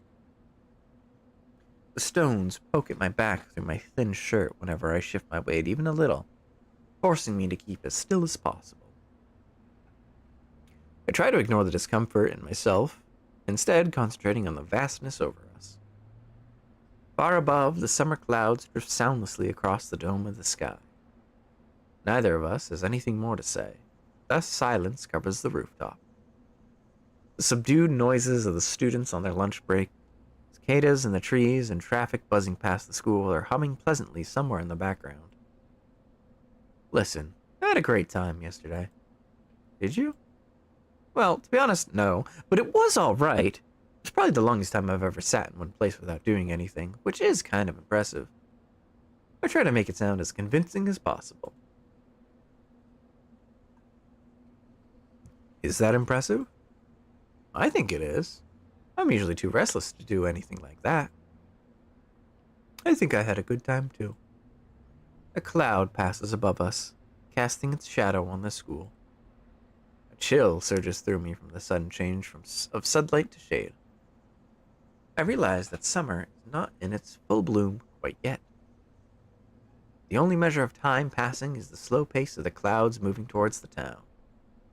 Stray beams of golden sunlight leak through the gaps, blinding me for a moment whenever they hit me directly in the eyes. The blue of the sky looks so unreachable.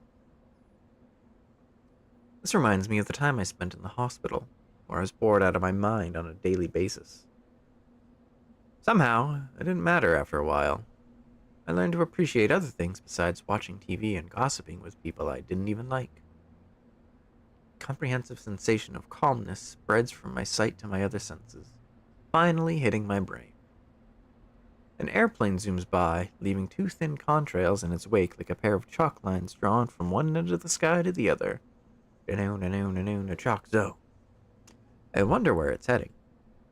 The low din of its engines carries all the way down to my ears, although it's barely audible over the racket from the quad. It's nice. It's nice, but I don't understand why this is more important than going to class. Isn't it good to do something you like? Every once in a while? Of course, but what are you doing? Emmy has snuck up on us without either noticing, and is only a step away from me, holding several packages wrapped in plastic film in her arms. She leans forwards and peeks over me, overshadowing my face almost exactly the same way I overshadowed RIN before. I wonder how weird this looks, the two of us lying on our backs on the rooftop.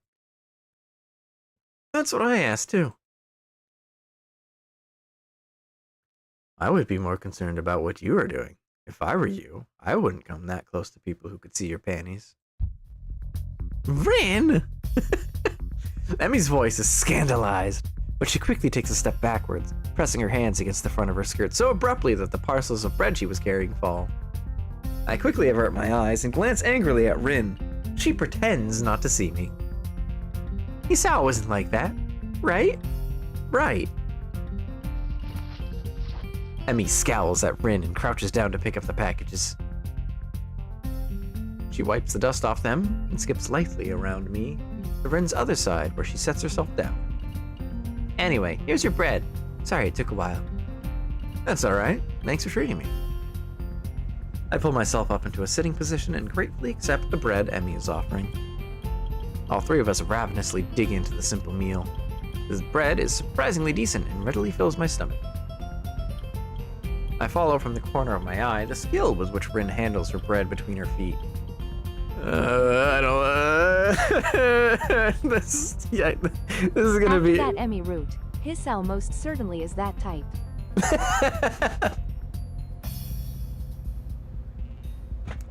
His sound is now Emmy was in kicking position, right? His sound is no. Emmy wasn't kicking.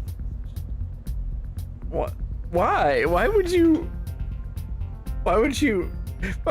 kick Emmy? What's wrong with you? And yes, bread isn't pretty.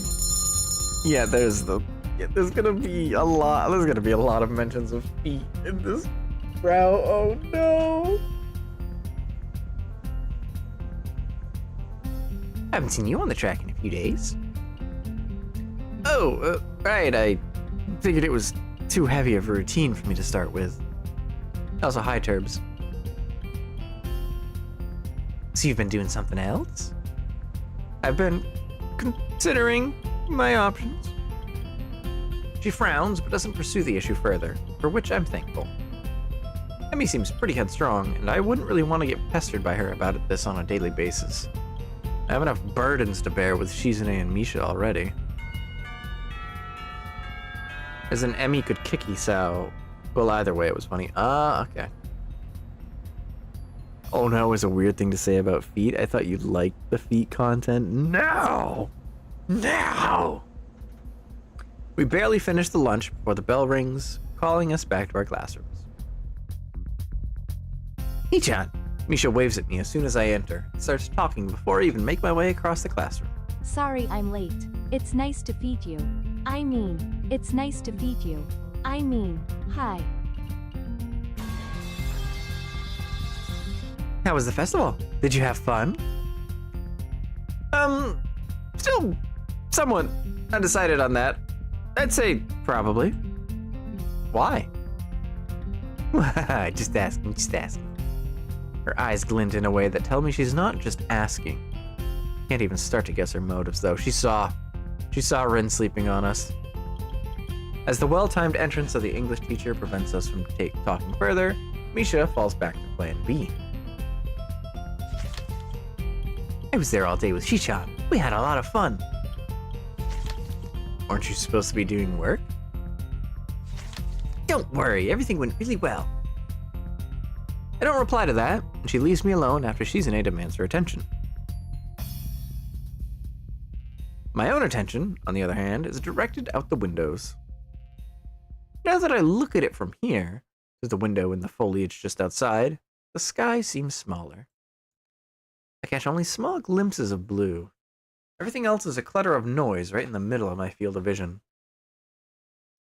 What experience did RIN want out of staring at the sky? Surely she's done it before. Everyone has. It's no use trying to guess her mind, but if I don't do that, then I have no excuse for not concentrating on the teacher's words. I look at the scribbles appearing in the blackboard, trying to figure out their meaning with little success. English really is not my favorite subject. We have a strong mutual dislike for each other. Thick, hot afternoon light invades the corridor, making the air feel heavy and lazy. My body feels weighed down by it as I drag it 2 doors down the hallway to the art classroom. Maybe this is part of the reason why I didn't join any clubs before. Afternoons just aren't suited for activity. I knock on the door of the art room and open it.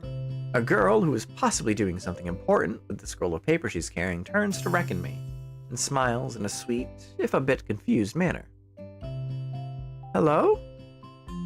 This is the art club, right? Yeah. Yep, you interested in joining?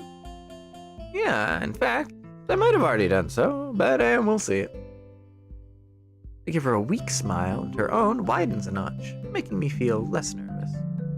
Great, have a seat then. We'll start when the teacher gets here. Without even scouting the room for a good spot, I walk quickly to the back of the room and settle myself on a free seat, apart from everyone else. What a loner! Just go sit next to your not-yet girlfriend already. A few other members are lounging in their seats, waiting for the teacher. RIN sits alone in a window seat, looking outside. She's the only person here that I know, although a guy I've never really gotten along with from my own classes here, too. Nobody else comes to greet me. Maybe introductions are left for later? So I just settle for silent observation as well. One boy has his sunglasses on. An odd sight indoors. Were we not at Yamaku? But he's the blind student RIN was talking about. The wait proves to be extremely short. Nomiya walks over to stand behind his desk in 3 long strides, then gives a smile and a flamboyant greeting. Good afternoon, everyone! First things first, Hisao there is a new member, so everyone get along with him. He winks at me unsettlingly. All 8 members of the club, including myself, answer his greeting with considerably less enthusiasm. Still, people finally straighten up in their seats and begin to pay attention. Hisao really giving all the boys in the school the cold shoulder. He really does. He doesn't make... I was gonna say he doesn't make friends with like a single dude, and then I remembered, oh yeah, a certain somebody who lives across from him. He definitely counts. I think some of you still have projects to work on, so please continue with those if you like. As for the rest, I was thinking that today we could do some rough studies. How does that sound? Nobody answers except with some unintelligible murmurs, which Nomiya apparently interprets as unanimous approval. Alright then, everyone not working on other projects, choose a partner and draw a sketch of one another. You should be able to complete this today, but if not, we can continue it next time. Or even do it again if you find it interesting. Remember to pay attention to lighting and shadow and give it your best shot. Pairing up? I feel pretty awkward about it, hardly knowing anyone here. I wish someone would ask me to be their partner. Just go to RIN already, the one person you... Are you stupid? People stand up and move their chairs to get closer together, but nobody comes to me. Pretty soon, everyone else is paired off. Friends team up with each other, but I'm left alone. Well, there is RIN. She's sitting in the furthest corner of the classroom, still staring out the window and seemingly uninterested in taking part in the exercise. Since she's the only other one without a partner, I walk to her seat. I can't see her face because her hair is covering most of it. She's looking away from me. RIN? I call out to her. No response. Hey! Hisao, just go to RIN. She's only 2 feet away. Go to RIN! Hisao has the curse of being a VN protag. He's only able to interact with people who are important to his love life, or are a walking comedic bit. Nah, there have been other characters he's spoken to in the VN that have been pretty important in some way or another. And even in ways not related to his love life. Like, let's see here. Muto. Muto's pretty important in just about every single route, and he doesn't always... he doesn't always say stuff that's immediately relevant to his love life. Sometimes he's just straight up talking about, oh, hey, you're really good at sciences. You should consider going into that when you grow up. You want to go to school for that? And he sounds like, yeah, you're right. That's a good idea. I should do that. Emmy's mom, who's got it going on, yeah. She seems to finally acknowledge my presence, head turning like a robot as she looks to see who was addressing her. RIN doesn't answer, and I don't want to repeat the question. I'm sure she heard it the first time. True RIN is an arm's stretch away. Why doesn't she say anything? It can't be such an awful fate to be paired up with me, can it? Emmy's mom was the ultimate love interest, though. Definitely for real, for real. No, she's my love interest. She doesn't look at my face, and instead stares directly at my chest and stomach. Oh, okay. Why not? Okay. Good. Great. I'll get the stuff for us. Looking at the equipment Nomiya has prepared for today's meeting confuses me. Instead of graphite or pencils, we are apparently supposed to do ink sketches. Never done anything like that before. You should ask RIN to lend you a hand with this group project. That's what I did! Also... The teacher, however, seems confident in my abilities to adapt to this medium. Simple! First, you do the outlines in ink. You let them dry, and then you shade with a diluted ink. This is called India ink. It works like watercolors. If you're uncomfortable with it, use a pen instead of a brush for the outlines. Got it. I pick up paper, water cups, one pen for me, one brush for RIN, and ink for both of us. Then return to RIN. Grabbing a vacated chair from nearby, I seat myself directly opposite her. Do you want me to do it with my foot or my mouth?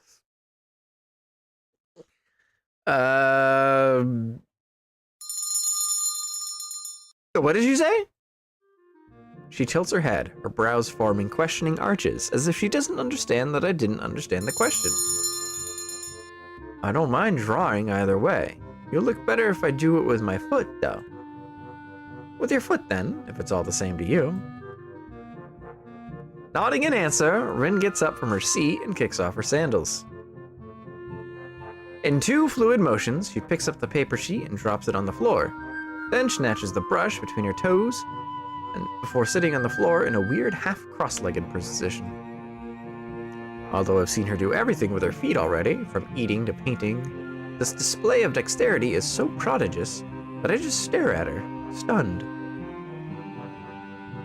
RIN contemplates her blank paper intently.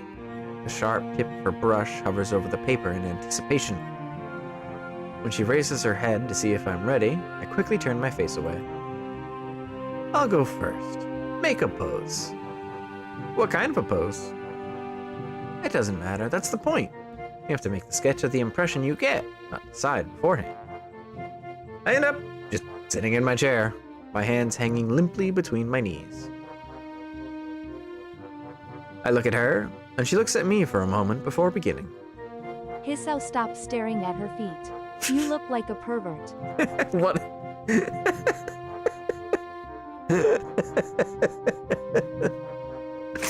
Well, to be fair, Hisao is a pervert, but that's besides the point. RIN will not be defeated. Defeated, oh my god. Oh, I hope she's not defeated. Otherwise, it's gonna be really awkward for her. RIN's stare is piercing, but impassive, as if she were trying to absorb... RIN be like, wow, what an original pose. Yeah, she really do. RIN's stare is piercing, but impassive, as if she were trying to absorb a part of me, into her own self. I feel like I'm physically shrinking under the pressure of her gaze. I get the feeling that for the first time since we met, RIN is actually looking at me, instead of in my general direction. She sketches with confident, bold sweeps of the delicate brush, not caring about the potentially destructive consequences of an accidental misplaced stroke. After she's happy with the outlines, she stands up to pose for me, stretching her back and legs. This time, she doesn't look at me. Instead, Rin lets her gaze wander around the room. I'm relieved. Easier to stare at someone when they aren't staring back at me. Even so, I find it hard to get the sketch going. I'm not especially artistically talented, so I'm scared my portrait will turn into something disfigured, especially when compared to my partner's skill. I don't want to embarrass myself too badly on the first try. It's art, dude. We all start somewhere. Rin is not helping the process either. She doesn't stand still for even 10 seconds, tilting her head from side to side to judge her drawing, biting at her lower lip, looking unsatisfied, and constantly shuffling around like she was on hot coals. I finally managed to make some headway on my sketch, and with my outlines done, we both start inking in the shadow and light. Nomiya passes by and remarks on the beginnings of our sketches. Very good! Standing figure is easier for a beginner to get a grasp of. But I didn't choose the pose. I look at him and then at Rin in confusion, but he's already moving on to the next pair, and Rin seems unresponsive. Is Hisao making art or slop? He's making art. If you say slop, I'm gonna beat you.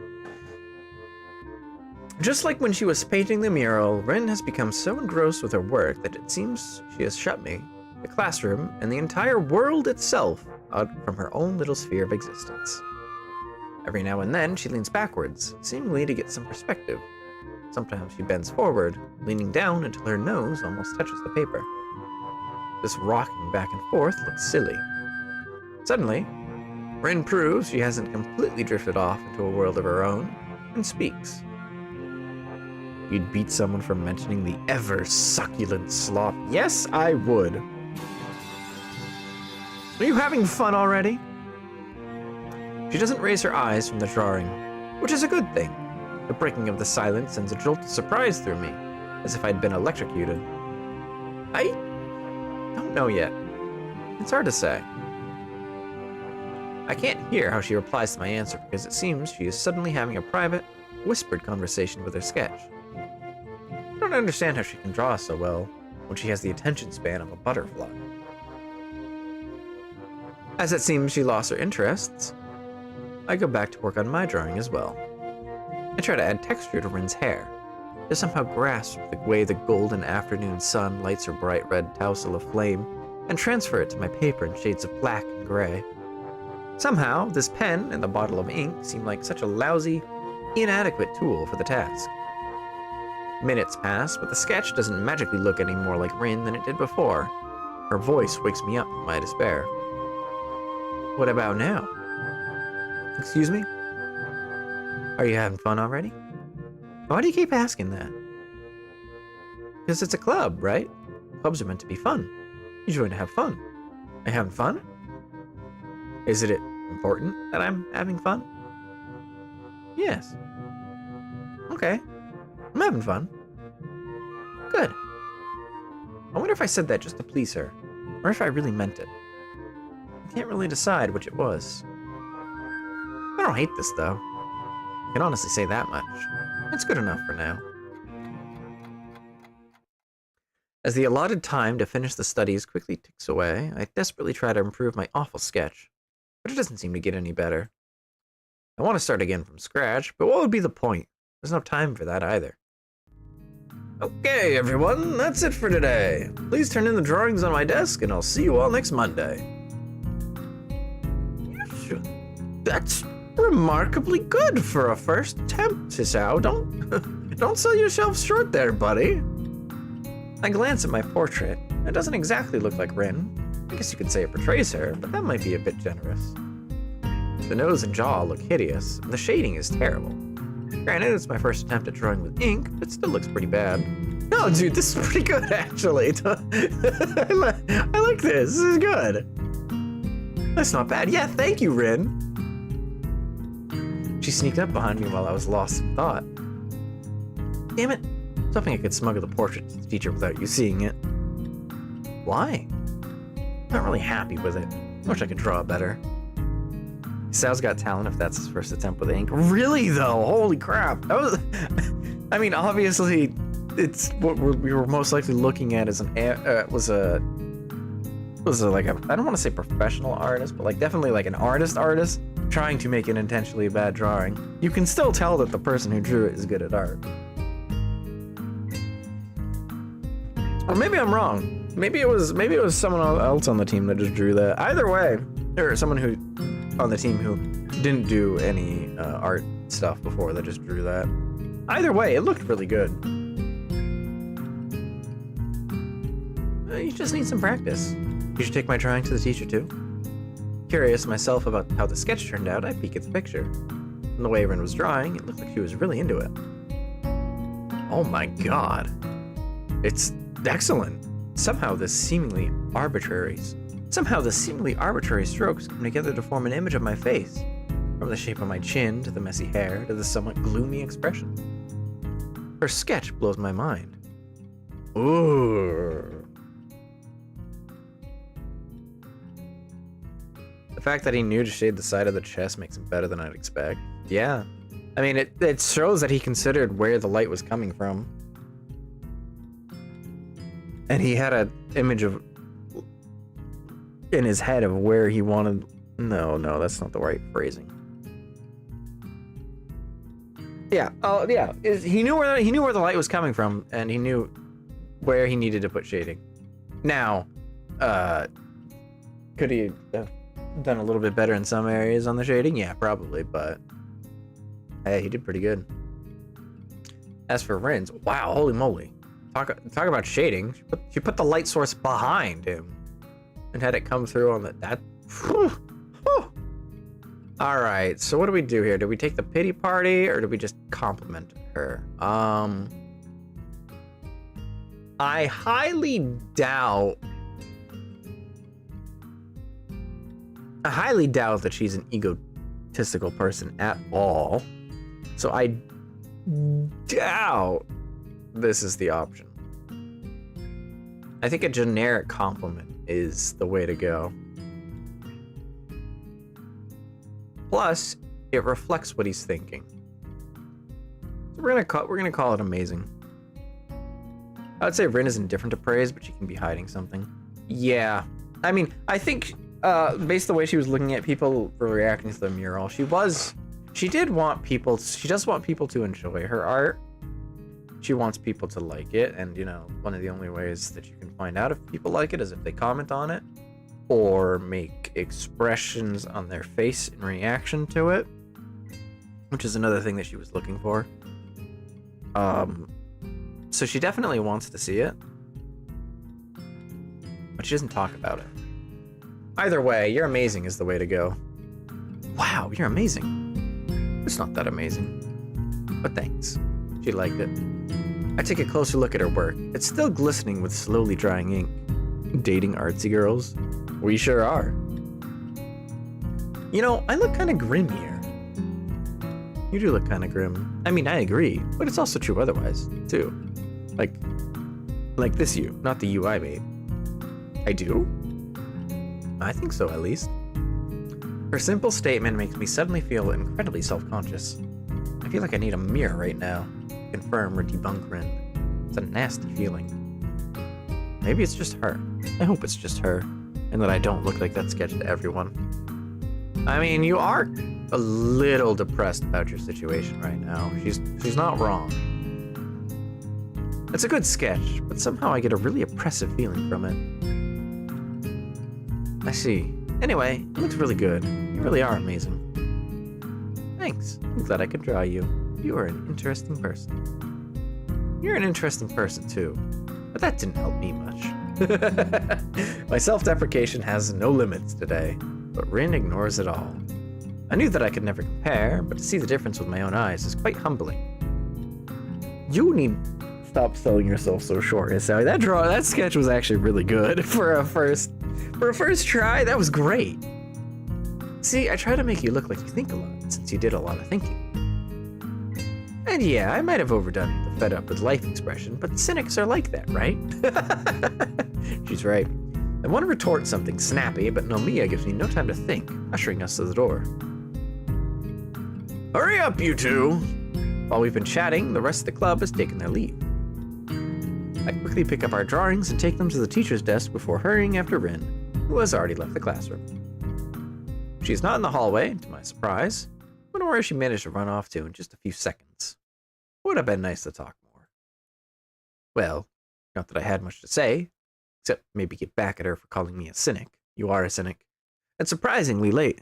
I already got used to school ending at the same time every day, so I can feel the extra hours in my head and my gut. My growling stomach reminds me that I am absolutely ravenous. I'm so hungry that I dare to try anything the cafeteria staff has deemed edible. Even when I see today's delicacy, fried mystery lumps, my steely resolve doesn't fade. I stuff the dinner down without tasting it all, which is probably for the best. I don't have much homework to do, but what little I have won't get done by itself, so I stroll towards the dormitories. Preparing for the post-homework lull, I knock on Kenji's door. He responds from the other side, although I can't make out what he said. I try the door, but it's locked. After several seconds, the lock clicks open and he opens the door. Hi, hey, could I borrow a book? The library was already closed after I got away from my club meeting.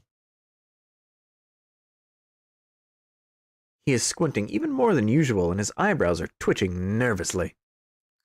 Club? That's dangerous, man.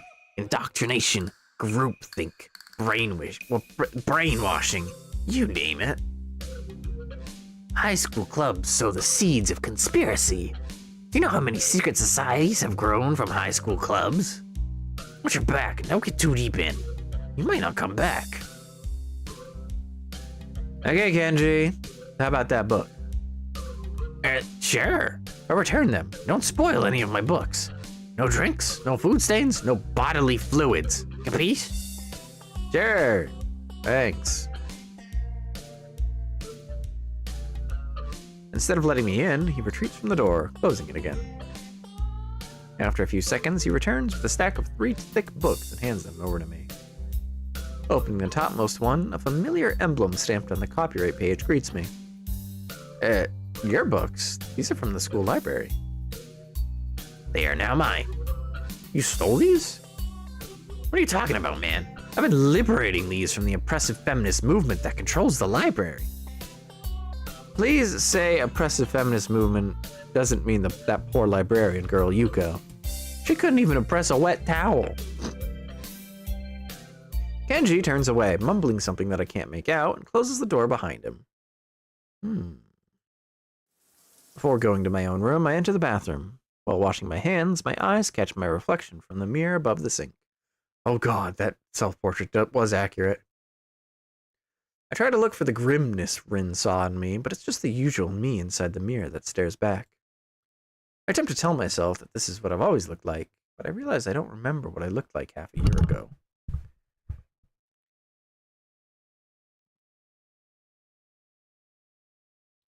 I wonder why they make him like this, neurotic conspiracy theorist, and all the other routes except his. Well, I don't know. We'll have to see. Or I'll have to see.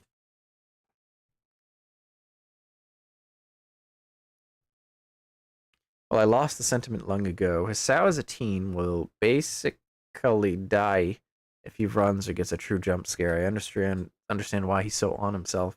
Yeah, I mean, that is the reason why he's so, like, depressed. He has come face to face with his mortality. One wrong move, one missed step, and he could die. Basically. That's not as serious as that, and he can manage it, but he's not used to doing any of that, and it's shook at him, basically. It's a very understandable position. Anyway. Yeah, we can keep going. I wake up all sweaty, as if I had run a half marathon in my sleep.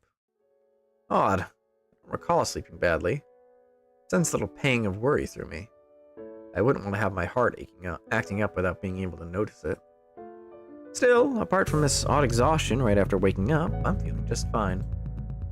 My mouth is like sandpaper and I have nothing to drink, so I have to go all the way to the bathroom to take my meds. On impulse, I decide to take a shower while I'm at it. While I'm in the shower, I make up my mind that this counts as morning exercise, if I properly compensate with a nice half-hour walk after school. Obviously, I wouldn't want to risk possible complications by going running now. Besides, Emmy will never know, and I think she's given up on me, in my case, or in any case. Walking could be nice anyway, just to get to know the area. There's a big forest in the hills behind the school, or I could go down to the convenience store. While still dabbing the moisture off my skin, I set out to find my uniform.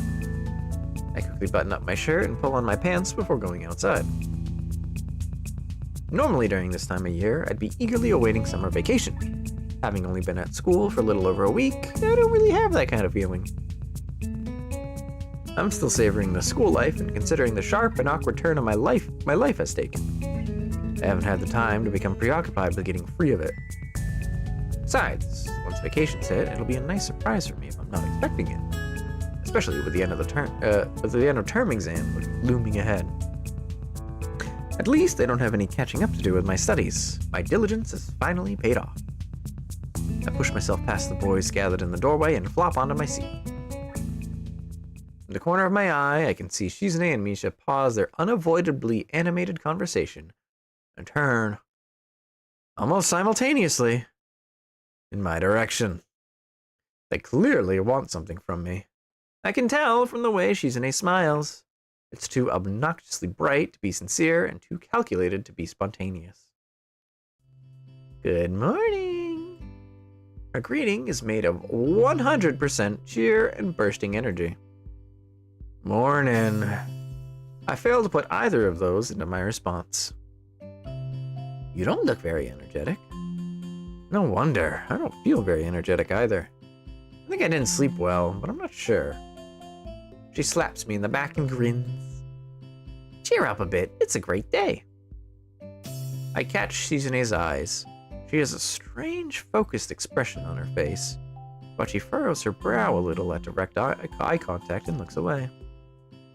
For a moment, I think that Shizune caught a glimpse of my worries somehow, and is pondering how to respond. But then she quickly straightens her glasses, and with them, her expression. Anyway, we were wondering if you're still interested in that student council position, because we're gonna make an offer that you can't decline. No. Wait, what? I wasn't really interested in the first place. You're putting words in my mouth. Not as such. But wouldn't it be nice to hang out with us every day while also being useful to your school? Well, to tell you the truth, I kind of joined a club, so it'd actually be sort of hard for me to join the council too. Even if I wanted to, which I don't, as I said. Is that so? Which club is it, Hichan? The art club. Oh, what's that look for? Shizune, I'm hurt. I just dated you in the other route. How could you do this to me? Shizune's eyes glint in a sinister way as she scowls at me. The way she looks, I'll be expecting the art club to lose its funding before lunch break, or the art teacher to mysteriously disappear from the face of the earth. Different timeline, never happened. Yeah, you're right. Before she manages to comment, the teacher finally enters the classroom, getting Shizune and Misha off my back and sending everyone rummaging in their bags for books and pens. I did join the art club, but the first meeting didn't really boost my confidence. I'm not really sure what I'm doing it for. I wish I could draw like RIN, then keep going, keep doing art. Jeez. But I don't know what I would do if I could. To what end would I use such a skill? I don't really know. It's fun. Do you need much more of a reason? Ignoring the teacher's sleep-inducing voice, I open my notebook to an empty page and press the needle-sharp graphite tip of the pencil onto it. Shiz is trying to burn your soul. Yeah, she sure is. Or sure was, at least. What to draw? Can't really think of anything good to draw. As I hesitate and raise my hand, a meek black mark left on the previously blank paper seems aggravating. I can't even seem to get the starting line, let alone get started. It's almost a physical feeling of being held back. Annoyingly, it reminds me of my failed attempt at jogging with Emmy.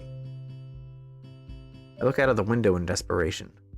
Right then, a small bird takes flight from one of the cherry trees that grows everywhere on the school grounds. I can't really see it clearly, and it's not like I could tell one tiny bird from another, but I pick it as my subject anyway. Conjuring up the image of a bird in my mind's eye, I turn my gaze back to the notebook and deliberately draw a thick line across the paper to get started. It seems to be mocking me, as I can't follow up right away. Still, it's a start. Getting started is good.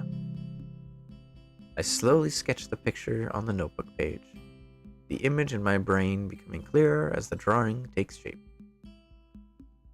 It's really nothing. Just that nameless nothing bird on paper, but that's not important. My hesitation fades into the background along with the teacher's voice as I continue my struggle.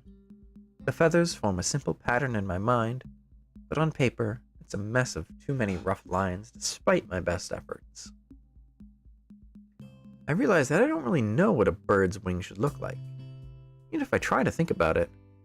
I even put the pencil down and close my eyes for a moment, trying to trace the shape of a wing in my mind. Being this serious about it all of a sudden makes me feel a little frustrated. Art class in middle school was the easy class in between exhausting subjects like math or Japanese. But there's this other side to art, the one that you see when you don't just fool around. It's almost like a completely different thing. This looks great, dude! What the hell? Hichan? Oh no. I look up to see the two girls staring back at me. Misha and Shizune have carried their chairs to my desk and are now standing by my sides looking at my drawing. How long have you two been there? I think you need more practice. Shut up, Misha! It looked great! Shizune draws a few sharp signs in the air between herself and Misha. Shi-chan agrees. RIN said the exact same thing yesterday, but why did it sound less condescending? You shouldn't judge before I'm finished. Besides, don't you know it's bad luck to see an unfinished piece of work? Misha cracks in exuberant laughter. What? Don't be silly. There's no way that could be true. Yeah, whatever. Shizune's eyebrows furrow dangerously, and the movements of her hands become abrupt, like the slashing of a knife. A lot of artsy types tend to be tough on themselves. Yeah, I can't really blame them though. It can be frustrating when your mind has an idea of how something should be done, and you just can't make it happen, you know? I feel like that sometimes about my videos when I edit them. You got an idea of how you want something to look, and then you just can't quite figure out how to get it going. Or you actually get it, and then it doesn't look as good as you wanted it to. Or you know that like, oh man, if I really knew how to do something better, I could make this so much better. And it can get frustrating at times. So yeah, I can relate. I guess by technicality, I am an artsy type now.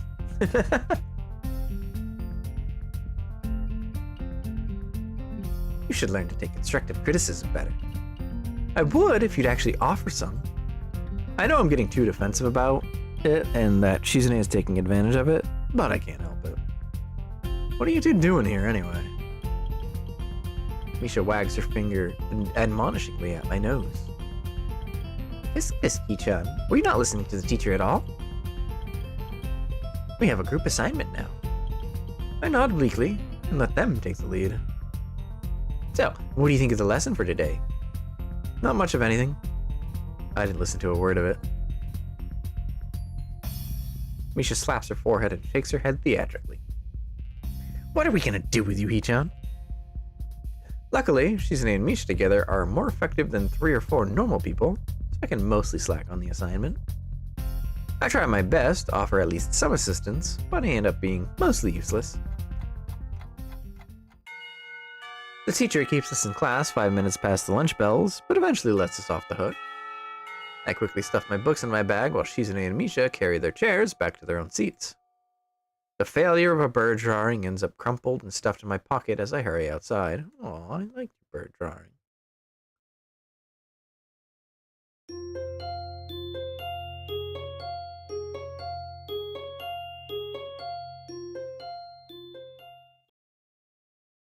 Alright, I think this will be the last day we do. Because, I mean, I'm gonna title the next video Act 2, so... I can't title it Act 2 if we don't have much Act 2 to do, you know? After that morning class, and throughout the week, I keep bumping into RIN. Hello. This is somewhat natural, as our classrooms are adjacent, but rather than just cross paths in the hallway like people regularly do, we seem to pause at the sight of each other. We invariably end up talking a little bit, or just silently hang out together. I think I'm getting used to being quiet in RIN's company, as it doesn't feel as awkward anymore. I am, by nature, somewhat introverted like her, so we fit together well. I think it's actually an anomaly for someone in the school to be so quiet. Most people here seem to love socializing. It's something that I've noticed already, even though I haven't been here very long. People here talk a lot, and they talk all the time. It's a rare case when I see someone sitting alone, just spacing out or whatever. Obviously, there are people like that here too. That Hanako girl and myself, just to name two from my own class. But overall, they are a minority. At any rate, I wouldn't exactly call what RIN and I do socializing either, but it's something at least. These occurrences themselves don't bother me, but the fact that they happen at all does. I'd hesitate to say that we are drawn together by something, but we certainly act as if we were.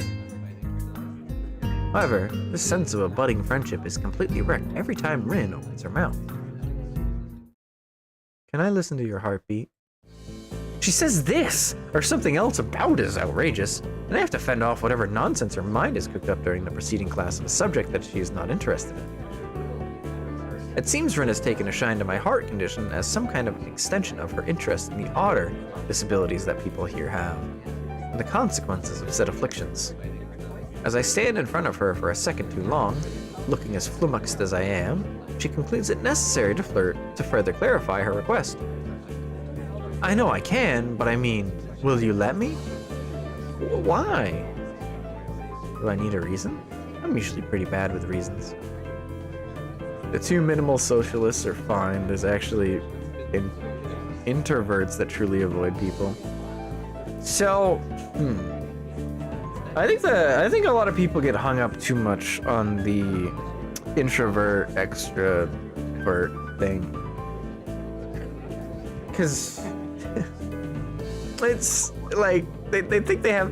Some people hear it and then they think themselves a certain way, and then they feel like they have to act that like a certain way, but it's not really. It's not that deep. Introvert. It's actually quite simple. Introvert just means that you don't need to talk to people, basically. The best way is really the social battery analogy, where extroverts charge their social battery by talking to people, and introverts, it gets drained while they're talking to people. Then you gotta recharge it from now and again. It doesn't mean you hate interacting with people or hate talking to people. It just means that you don't go out of your way all the time to do it, and you can only handle so much of it in a day. Versus extroverts who really need to talk to people, you know? They did invent a new term for people in the middle called ambivert. Yeah, they invent new terms for everything, but it's really not that deep. Really.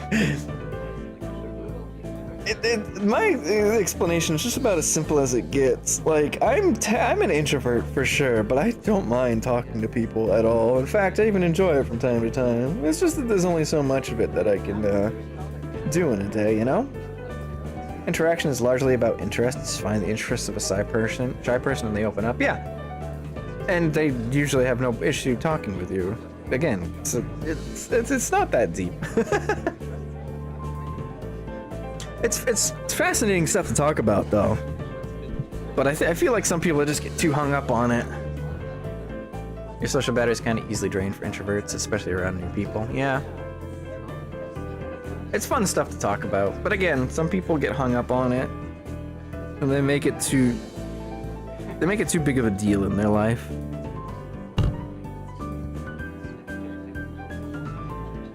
Anyway, let's actually continue with the game. Not per se, but if you want to do it, you probably do have a reason. Well, that's kind of clever. You're smarter than you look. It's like some people revolving around horoscopes. Yeah, that's a good way to put it. Also, I'd rather you not. I think these things should be private. Private. I get it. I can tell you something, though. If it amuses you, I'm pretty sure it will. My heartbeat does sound very weird because of the, condition. And I hear it all the time. So you're paranoid. It's not a question, it's a statement. No, I'm not paranoid. The doctor said that abnormal attention to a heartbeat is a common symptom of my condition. So for you, it's normal to be paranoid. It's not a question either. One could also say that me being like this in the first place isn't normal either, but what the heck. Paranoia fits me fine. I don't think it's something that can actually fit anyone or anywhere. I ate an orange. No! No, she ate me! What the hell? What did I do to deserve this? How was it? I'm vaguely proud of myself managing to keep up with RIN's sudden change of topic. Excellent. I don't remember when I last ate an orange, because it's annoying to peel one. It's on the list of things I want to learn properly. How come you ate one then? Emmy had some, so she peeled one for me. Good for you. RIN stretches her back and yawns and says nothing further. Ate them all up. No, don't eat me! No! She throws me a glance from the corner of her eye while she watches people pass by, but I couldn't say why. I realize, though, that this is the first time I've talked naturally about my condition with anyone, in a way. Honestly, he doesn't even talk about his condition this naturally in like any of the other routes. She ate you out? Yeah, sure.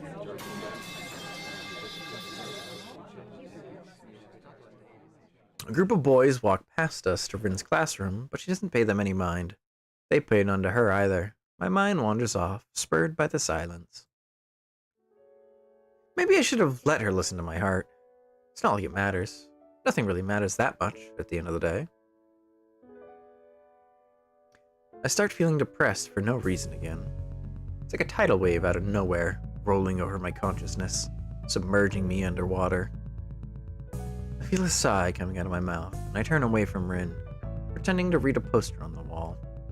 It's an advertisement for the school festival, promoting an event almost a week past. The difference between me and RIN is that I'll be more likely than not dead before turning 30, while she can't eat oranges without help. I can't decide which one of us is worse off. Well, it's definitely she's definitely the one that's worse off because she can't eat me. I try to grasp the passing of time, but it seems hard. I'm still used to the rhythm of the hospital, where trivialities such as the day of the week or time of day didn't really matter much. Everything was the same, no matter what. Rediscovering the significance of time is an oddly disorienting experience, and I find myself enjoying the fact that I can categorize events in this fashion. The relevancy of a ticking clock is surprisingly delightful, and I decide to start wearing an analog wristwatch, something I didn't do before. When I finally ask RIN on Thursday about something that's been bothering me for the entire week, it's already lunchtime. The time is somewhere between 11:06 and 11:07, as my watch doesn't have a hand to show seconds. It's the old-fashioned kind with a black leather strap and titanium casing. It doesn't look flashy, but a wristwatch doesn't need to. Hey, remember that sketch you made of me? How you said I looked grim and gloomy or something? I'd like to know what you meant by that. She gives me a weird look and tilts her head a few degrees to the left, but doesn't say anything for a while. Well, you see, we've known each other for 2 weeks, and I haven't seen you smile even once. Oof. Her striking observation gives me pause. Have I stopped smiling? I have to take what she says as truth. She has no reason to lie. Something about the way she puts it annoys me. I frown at Rin and try to correct my expression to look less depressed. I haven't been in the cheeriest of moods during the past few months or so. This is true. Does it show so much that someone like Rin can tell after so little contact with me? Should I try to smile more at Rin? Maybe she could appreciate it, having such a neutral face herself almost all the time. Have I really stopped smiling? Let's see. Should I smile more? I don't mind either way. Be as you are. You can't help being Sao anyway. But it bothers you? I just noticed it, that's all. Emmy! Emmy skips along the hallway, jumps to a sharp stop when she reaches us, and lightly pats Rin's shoulder. Ready for lunch? Depends on what lunch is today. Remember that stew from March? Never again, that. Let's go anyway, I'm starving. As they are about to depart, Emmy turns from her friend to me, seemingly as an afterthought, and smiles charmingly. By the way, Hisao, her tone is way too sweet and soft to be sincere. I can sense the trap about to be sprung upon me by this miniature health devil. I know what she's about to say, even before she continues, because I've been trying to avoid her all week. I still haven't seen you on the track this entire week. Maybe I've been there when you haven't. That's impossible. I'm there all the time. But you sleep and go to class. I do those at the same time you do. Yeah, I know. I just haven't been able to pick myself up. Don't rat me out to the nurse, okay? Running just isn't my thing, and I haven't come up with a good alternative. Why don't you come to the track meet this weekend? Maybe you'll get inspired. Track meet? Yeah, people from a few other schools come here for some friendly track and field action. It's on Sunday afternoon. I can't think of any reason not to go. Sure, I'll come and cheer for you. I guess you'll be running? Of course. You could see me beat them all. But bye now. If I don't get something to eat, I'll die. See you later. Bye, Rin. I promise I'll smile next time. I call after her, as a bit of an afterthought. Afterward, I feel embarrassed about it, and I wonder why I said anything at all. Hisao speed running his way to getting trampled by Emmy. That night, when I'm doubly certain that Kenji won't be barging in the bathroom, I look in the mirror and smile at my reflection. The me in the mirror smiling at me in the bathroom looks awfully fake.